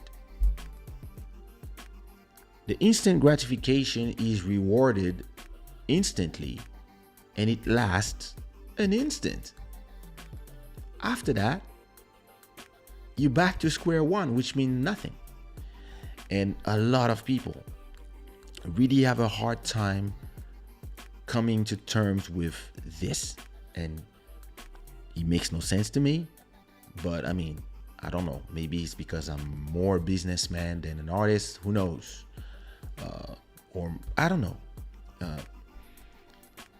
I really think that whatever you are trying to do, whatever you as a creator, whatever you are trying to do, you will realize very quick or soon enough that what you need is to be consistent. If you say that you're going to do a show every Monday you have to be there. You have to show up so that the people who show up, they are gratified with your presence, and they're like, oh, and then like, look at Club Shada, we have our diehards here. They are here every show. And then you have some people, they come and they go. And you have some people, they discover the show now. And you have some people like Trisha, they forget about us all the time. You see what I mean? I'm joking, boo. But it's this thing where you have to, if you are a singer, don't dream about the hit. Fall in love with the process and let the process create the hits by itself. And you're going to be like me, a bunch of hits that you just did without really understanding that you would. I'm not lying, but I can see that you've been here twice in a row, 2 episodes in a row. So I'm liking it, but I'll see. I'm watching you. And you see, when you are just going this song, when you have, if you're a singer and you just make songs, you release them and you don't care about the numbers, you don't get depressed because you only have like 100 streams. The moment you have one song that breaks out, your whole catalog breaks out, and now you have a business. If you have a beat maker, it's the same thing. You give, you sacrifice beats. If you have 100 beats, Take 30 of them and give them to artists, big and small. Give them for free until one of them becomes a hit, and now you can charge for the 70 beats you have left. And a lot of people, I don't know, they don't want to do that. They don't want to sacrifice nothing. They want to get paid quick. They want to get paid right now. They want to, and I'm like, okay. But consistency will bring you where I am. And only consistency. Of course, you need talent. But consistency is like one of the main keys in that game. You really need to be able to generate, especially in a, we are in a world where when you release a song, there's 60,000 other songs that are released the same day. When you post a photo on Instagram, there's probably 1 million other photos that are uploaded at the same time. When you post a video on YouTube, there's 400 hours of video uploaded every minute. So whatever you create as an artist or content creator, or if you're live right now, there's probably on Twitch, there's 1 million people who are live right now at the same time as me, plus YouTube, plus Amazon, plus everywhere. We are all competing on time. There's 24 hours, and you have to convince people to choose to watch you instead of somebody else. And why would they come back for you if there's quality and a content that is consistent and the quality is consistent? And that's how you create a business. And people still act like back in the 80s. In the 80s, all you needed was a song. When you had a hit song, you really recorded 9 other songs to fill the CD, and people had no choice to be able to listen to that one song. Oh, my CDs are too far. They needed to buy your object that had the CD had that one song plus the rest. So they had no choice. So if you had 50,000 people who love your song, you would sell 50,000 CDs. With these 50,000 CDs at 10 euro a piece, you would make 500,000. Those were amazing times. But to print the 50,000 CDs, it would cost you 100,000. So you had to make sure that there was a lot of supply and demand stuff, etc. But in the world of today, if somebody likes your song, they just go and they stream it, and they just stream that one song, and they don't have to listen to the rest. They don't have to buy the rest. And a lot of people, they still are in this transition, and it's time to, because it's been too late already. A lot of people now have to understand that it is time to understand the market before wanting to play in the market. And I think this is the defect of most artists I know. They believe that, I make art and I do what I want. No, the moment when you are trying to sell something, you are in a market. And you have to understand the market where you are trying to sell something. If you are trying to sell a kizomba, you have to listen to what is done. You have to understand who are the fans, where they are. And you have to see who buys more, who buys less, who loves to complain all the time but don't put money, and who just loves the music so much that they buy everything, or they spend their money. And then you have to decide.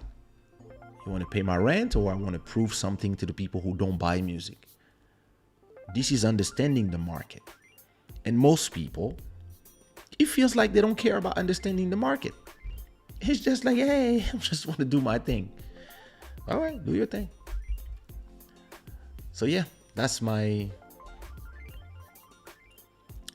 theory about consistency. Put some stars in the chat if you enjoy.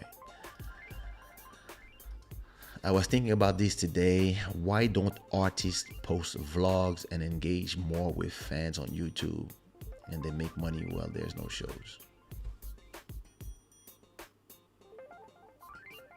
Sis, I don't know. They're lazy.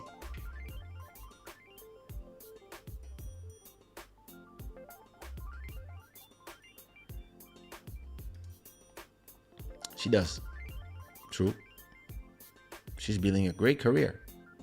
But I believe that she comes from that because she used to, before being famous, before exploding commercially, she was already on all these video chat with strangers and stuff. So she's part of this generation that understands it because they have been living it. A lot of people who come from the old market, yeah, they don't understand that. We need more collaboration with Ali Angel and more. I should call him. It is true. Thanks a lot. I feel like a lot of artists focus on the hits. They don't focus on creating and seeing what hits. I believe that catalog is key. If you want to, in a world where people have access to everything, I believe that you need to have your own catalog and generate from a catalog of songs. If you're lucky to have that one song that makes you 5,000 a month, great. But 5,000 a month means 2 million streams a month. And some big artists do it. But most of us normal people, we don't do that. It's more like 10,000 streams, 5,000 streams. So if you can make 5,000 streams, it's amazing. But it's 15 euros. But if you can make 5,000 streams from a song, you could make 50,000 from 10 songs or 500,000 from 100 songs. And yeah, but you have to make the 100 songs. Yeah, do it. Oh, it's easy. Yeah, it is. You go to the studio or you buy yourself a microphone like me and you record. Oh, yeah, but what about when you don't have inspiration? Well, you call people who have inspiration and you tell them to write for you. Sometimes I don't have inspiration on a beat. I send it to Jassy, I send it to Vandame, I send it to Sumia, I send it to somebody, and I'm like, hey, write a song for me and get your 50% of copyright. We did the album for Blaya in 2 days. She's huge here in Portugal. And we had five studios and everybody was working, recording, creating demos. And after 2 days, we had 28 songs because we were 3 per studio. So that's 15 people working, 15 creatives, 5 beat makers, 10 writers. And she was part of them, part of the and we're just like every day, every session, we would shift who's in the studio working with who. And like after 2 days, we had 28 songs from that writing camp. And then you choose I don't know how many songs you have in the album, but I think in the album I have 6 songs that I wrote or that I found melodies or that I helped create, but I have like 30% of 6 songs. Simple.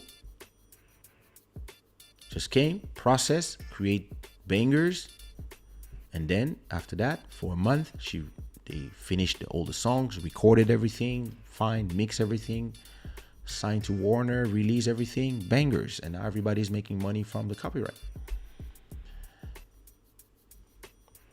simple, and she has a bunch of hits too. So, but I think people put so much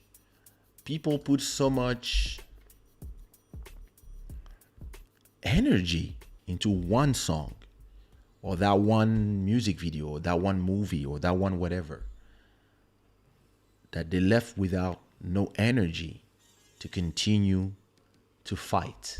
I think this is what the problem is. So the competition is fierce. Listen, the competition is crazy.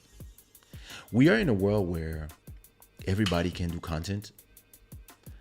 And listen, one camera or a phone, one microphone, or just the phone lights if you can or not, some fake plants, and you're ready.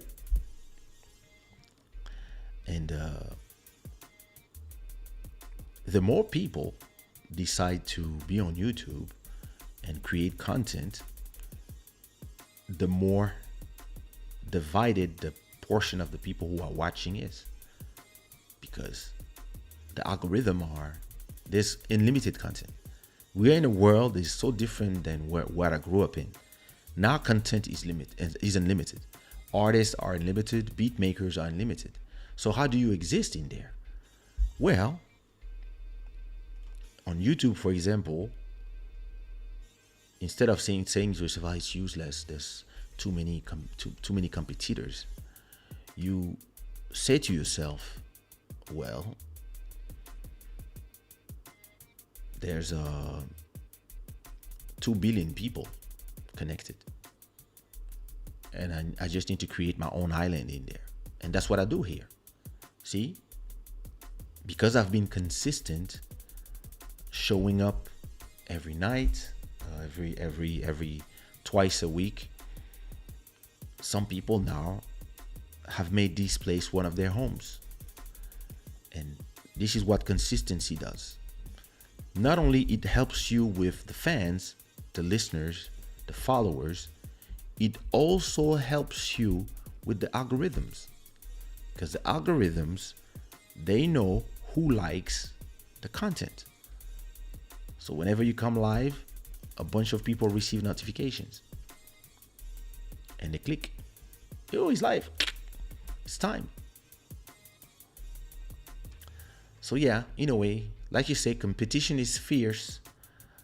But at the same time, you can create your own lane. Thank you all. I hope you appreciated this conversation. Yeah, collabs. And even on video form, interestingly, I'm seeing that every time I do a collab on Club Shada, like the one with Dalia, the one with Naturi, the one with Stevie, the one with every person that I invited, they bring their people. So it's great as well.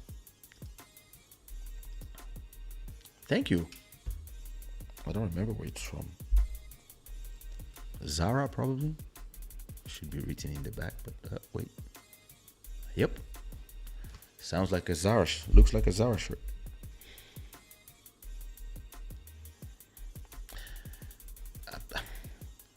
I'm fighting for stuff to wear. I need a sponsor. I need a clothing brand to come and dress me for Club Shada. Ah, ton silence. Elle va bien. Elle est en vacances avec son fils. The pie is big enough for all creators. Oh, trust me, it is. Kaysha, you have mad discipline on top of the consistency. Discipline is extremely important. I do agree. I believe that when I say consistency, I think discipline is inside. Consistency, discipline, talent, I think they all go together. I feel like my sister has great content on YouTube, but I don't think she gets that much recognition for her effort. She only has 1,082 subs. Well, listen, what is her name? What is the name of her channel? You know, it goes with what I say. You might have great content and you might abandon early because you don't have the recognition. But you know, the bigger streamers, the biggest content creators, sometimes spent 2 to 3 years streaming or uploading videos to no one. 2, 3 people or 1,000 people, like your sister, for years. But then it breaks out because at a point, maybe they change something, or maybe just the public is, or the algorithm just decide to put you in front. And she just needs to keep being consistent, in my opinion. Let me check her channel.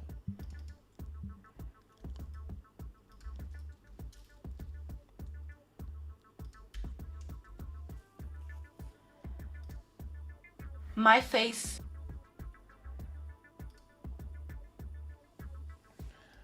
So this is her sister. Oh, yeah, Club Shada. Go subscribe.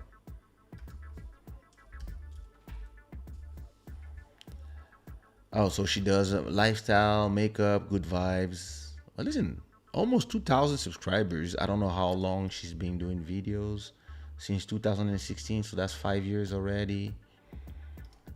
My face looks. So lots of videos. She uploads 5 hours ago, 1 day, 2 day, she's consistent. Vlogs. Now I'll check the channel to see what makes because sometimes, you know, it's also a question of whichever is the place you decide. I mean, the area of YouTube, which is it's a nebula. The beauty place. There's a lot of sometimes things that you do that everybody else is doing as well. So you have to be really careful of, if you are doing the beauty thing, you have to understand that you are also in competition with so many people, so many other women, and some of them who comes with the quality. So sometimes it comes with I didn't see the videos, I don't know how they look, but sometimes it's going to be the quality of your videos that will make the difference. To give you an example, I've been working, for a long time now, but I work with my wife on her channel, and she quickly arrived to 82,000 subscribers, but she also had followers on Instagram. So her Instagram followers followed her. So sometimes it's a brand thing. If you don't have a brand, it's harder, but you have to build your brand. So you have to build the content on Instagram, build the content on Facebook, build the content on the following on Twitter, and then let the synergy between all these brands work. You might want to see or show your sister. There's an episode of Club Shada where I talk about brands when I go to people's YouTube channel and I give them examples. And today's like Pilo is saying, TikTok right now is the place. TikTok and Instagram Reels. So when she has videos, she can cut them, small version of those videos, 15-30 seconds, that she puts on TikTok and Instagram Reels to send people back to YouTube. And she can have like small form content plus long form content. But you see what I did with my wife is she has some videos with 1 million views. And what she does, like, Olá a todos, you know, bem-vindos ao meu canal. Those are videos from 2016. This is old, but she was showing how she put her hair by herself. Okay. What's going on YouTube? Of course, it doesn't work when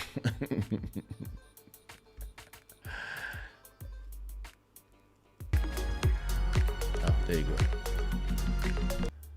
So you see, she shows how she puts her things with the crochet thing, and this video had a million views.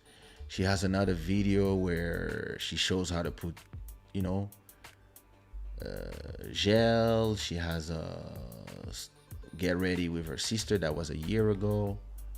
Why is my YouTube slow? My internet is.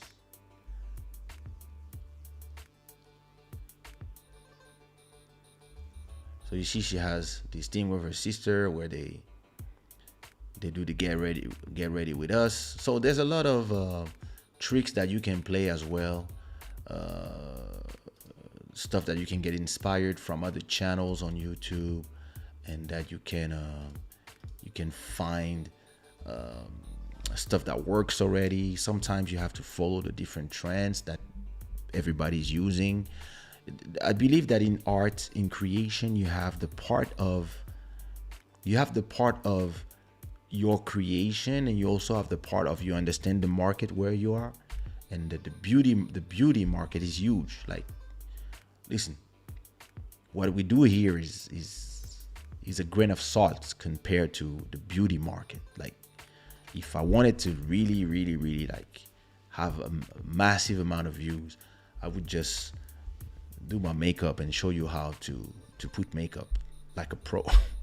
I would have like hundreds of because it's, but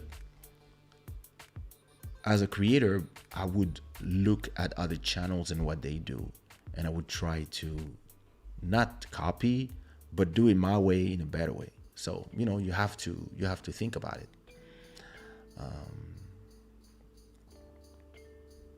But yeah, listen, good luck to your sister, and I'll check out her stuff.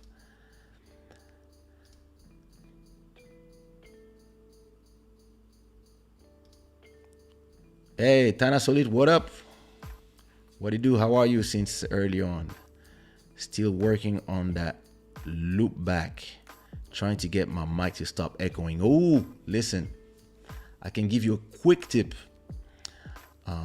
Give me a second.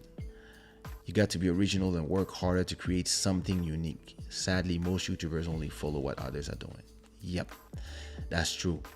But at the same time, in the market, you have to try to do what everybody is like. When there's a challenge, you follow the challenge, and you have to find the balance between originality and being, when everybody's searching for the same term, you have to be there. To give you an example, I made a lot of money by doing Kizomba compilations where everybody was discovering Kizomba. I had a lot of compilation called Kizomba 2001, Sexy Kizomba, Kizomba Summer, Kizomba Winter, Kizomba Autumn, Kizomba Love, etc., etc. Kizomba Night, Noite Kizomba, etc. In Spanish, in English. And what happened was that when people were typing Kizomba, only my compilation were coming first. And then inside of that, I had the original content. So you have to find the right balance between doing what works and what everybody is doing, and then at the same time finding time also to put something unique. And then you have to also look at the analytics of who's watching you, why they're watching you, where they're watching you, and giving them and trying to see what other people they watch. And all these you have on YouTube. So before I go, Tana, so you have okay, so you have your apogee on your mic. So what you have to do on loopback is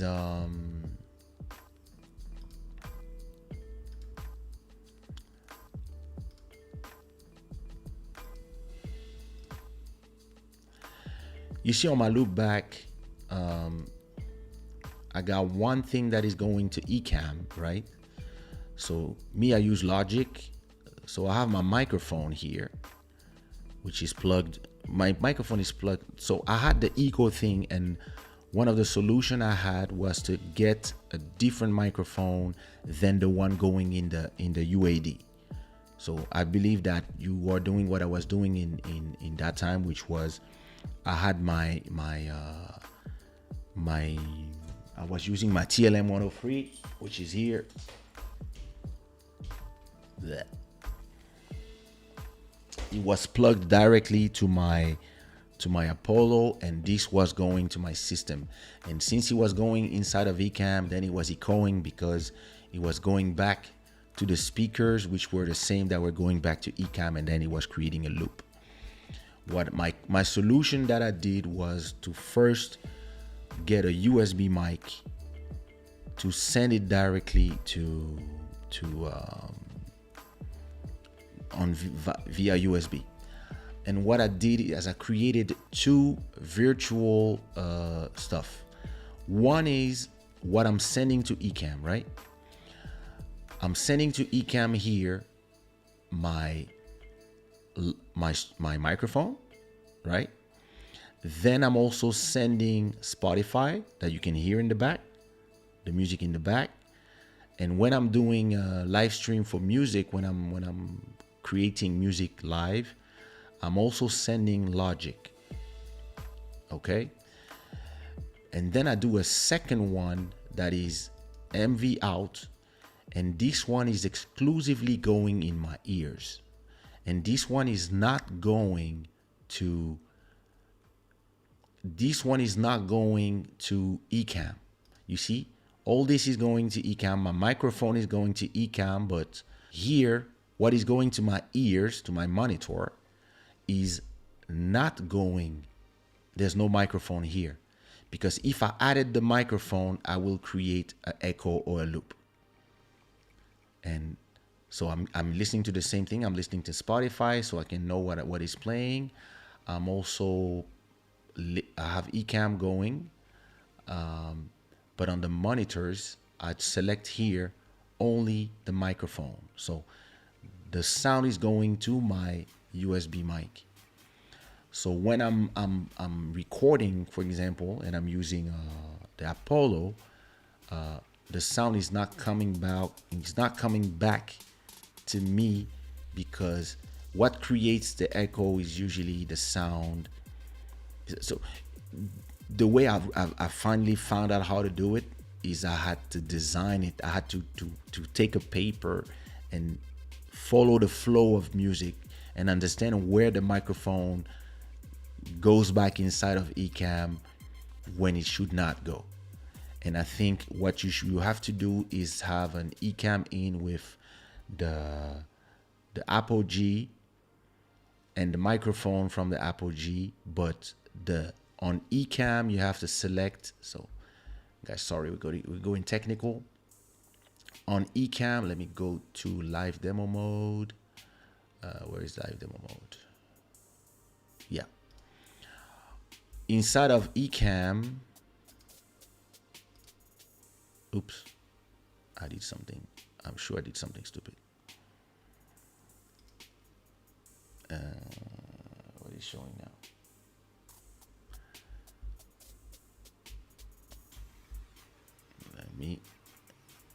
I don't even know if I'm in live demo mode. Option live demo mode. Yeah, I should be. So inside of Ecamm, you have to select. Yeah, good. Inside of Ecamm, you have to select in output, audio monitor, nothing, off, so that Ecamm doesn't send the audio back to your Apogee, and the Apogee sends it back to Ecamm, and then it starts to loop. You select no audio monitor because you are already listening to yourself inside of the Apogee, and you are now sending to YouTube or wherever you are streaming, you are sending them just that signal. I hope I was clear. it took me a lot of time. I even went to a studio to ask them, hey, how you do it, lad? Nobody had clues for me. And then everybody was telling me you have to do a mix minus. I have no idea how to do it until I find out. But I believe there's a video where I explain that in this channel. So if you find it, yeah, I hope that helps. And yeah, anything, just send me a screenshot of your setup, and I'll check it out on Instagram or on email or Twitter or wherever. All right, my guys, I'm gonna, ooh, nice, 2 hours and a half. I'm gonna go and no, I'm not sleepy. I'm gonna watch some Netflix. I hope you enjoyed this episode of Club Shada. I will meet you again on Sunday. If you did enjoy this episode about consistency, please put some Rambos in the chat.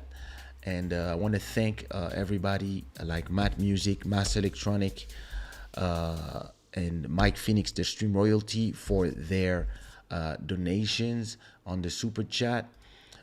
This show is, as always, brought to you by Shada, where you can get this beautiful cap, Club Shada.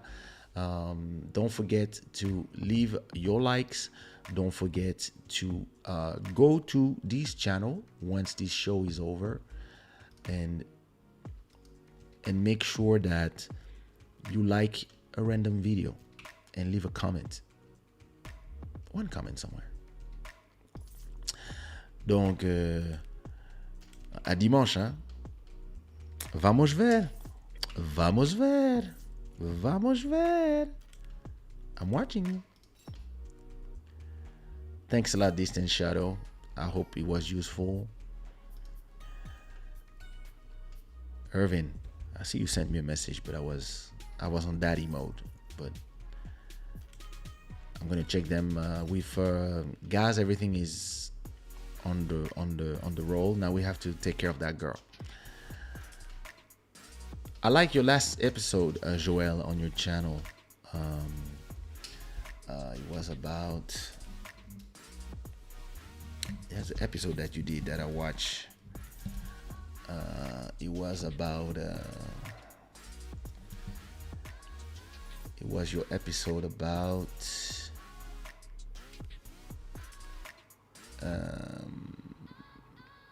what was it?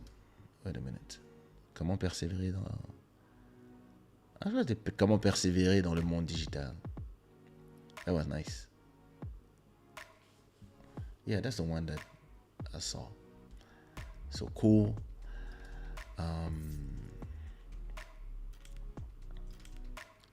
Yeah, Solange, good luck to your sister. I mean, she's been in the space for 5 years already. I don't know how many videos she has, but consistency helps, you know. A lot of people, you know, they come to YouTube, they do a little bit of video, then they don't do nothing, then they come back, then they don't do nothing. My wife, for example, she's very active on Instagram, but on YouTube, you know, she's gonna post a video and then she's not gonna do nothing for 3 years, and then for 3 months, sorry, and then she's gonna tell me I'm back, and then she's gonna post a video and then she's gonna do nothing for. The algorithms don't like that. They like every month, every 2 weeks, every Friday, whatever. So this is important as well. Lovely, lovely, lovely. I'm gonna leave you guys with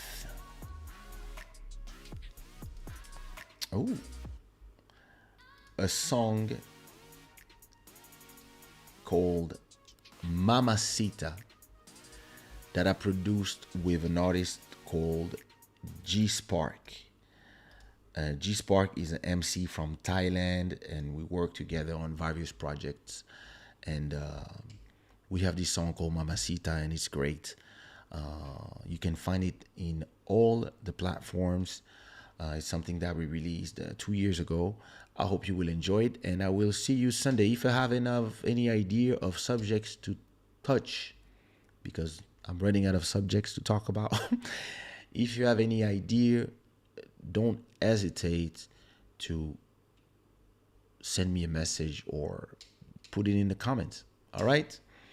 I will see you Domingo. Just music. Sushiraw.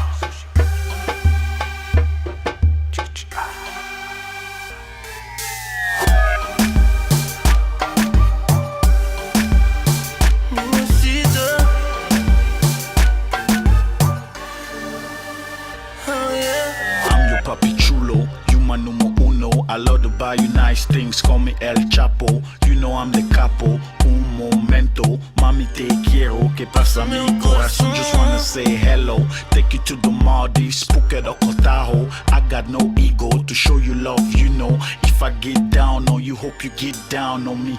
Yeah, it's your boy G's busy coming from Bonaberry. You don't have to worry, you will never be lonely. You gon' be real cozy, take a ride with me. Te necesito, mami, soy tu papi, huh?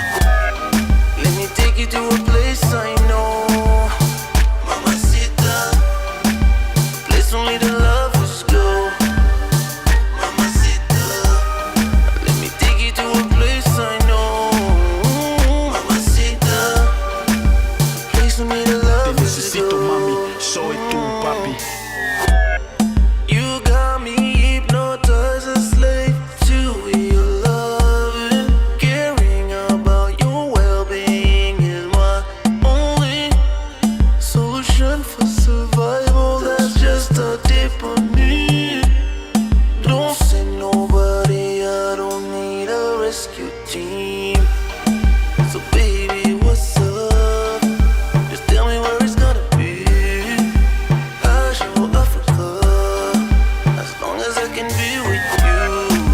Take you to a place I know, Mamacita, a place only the lovers go, Mamacita. Let me take you to a place I know, Mamacita, a place only the Te lovers necesito, go. mami, soy tu papi. Place me the lovers go. Place me the lovers go. Hell yeah. Place me the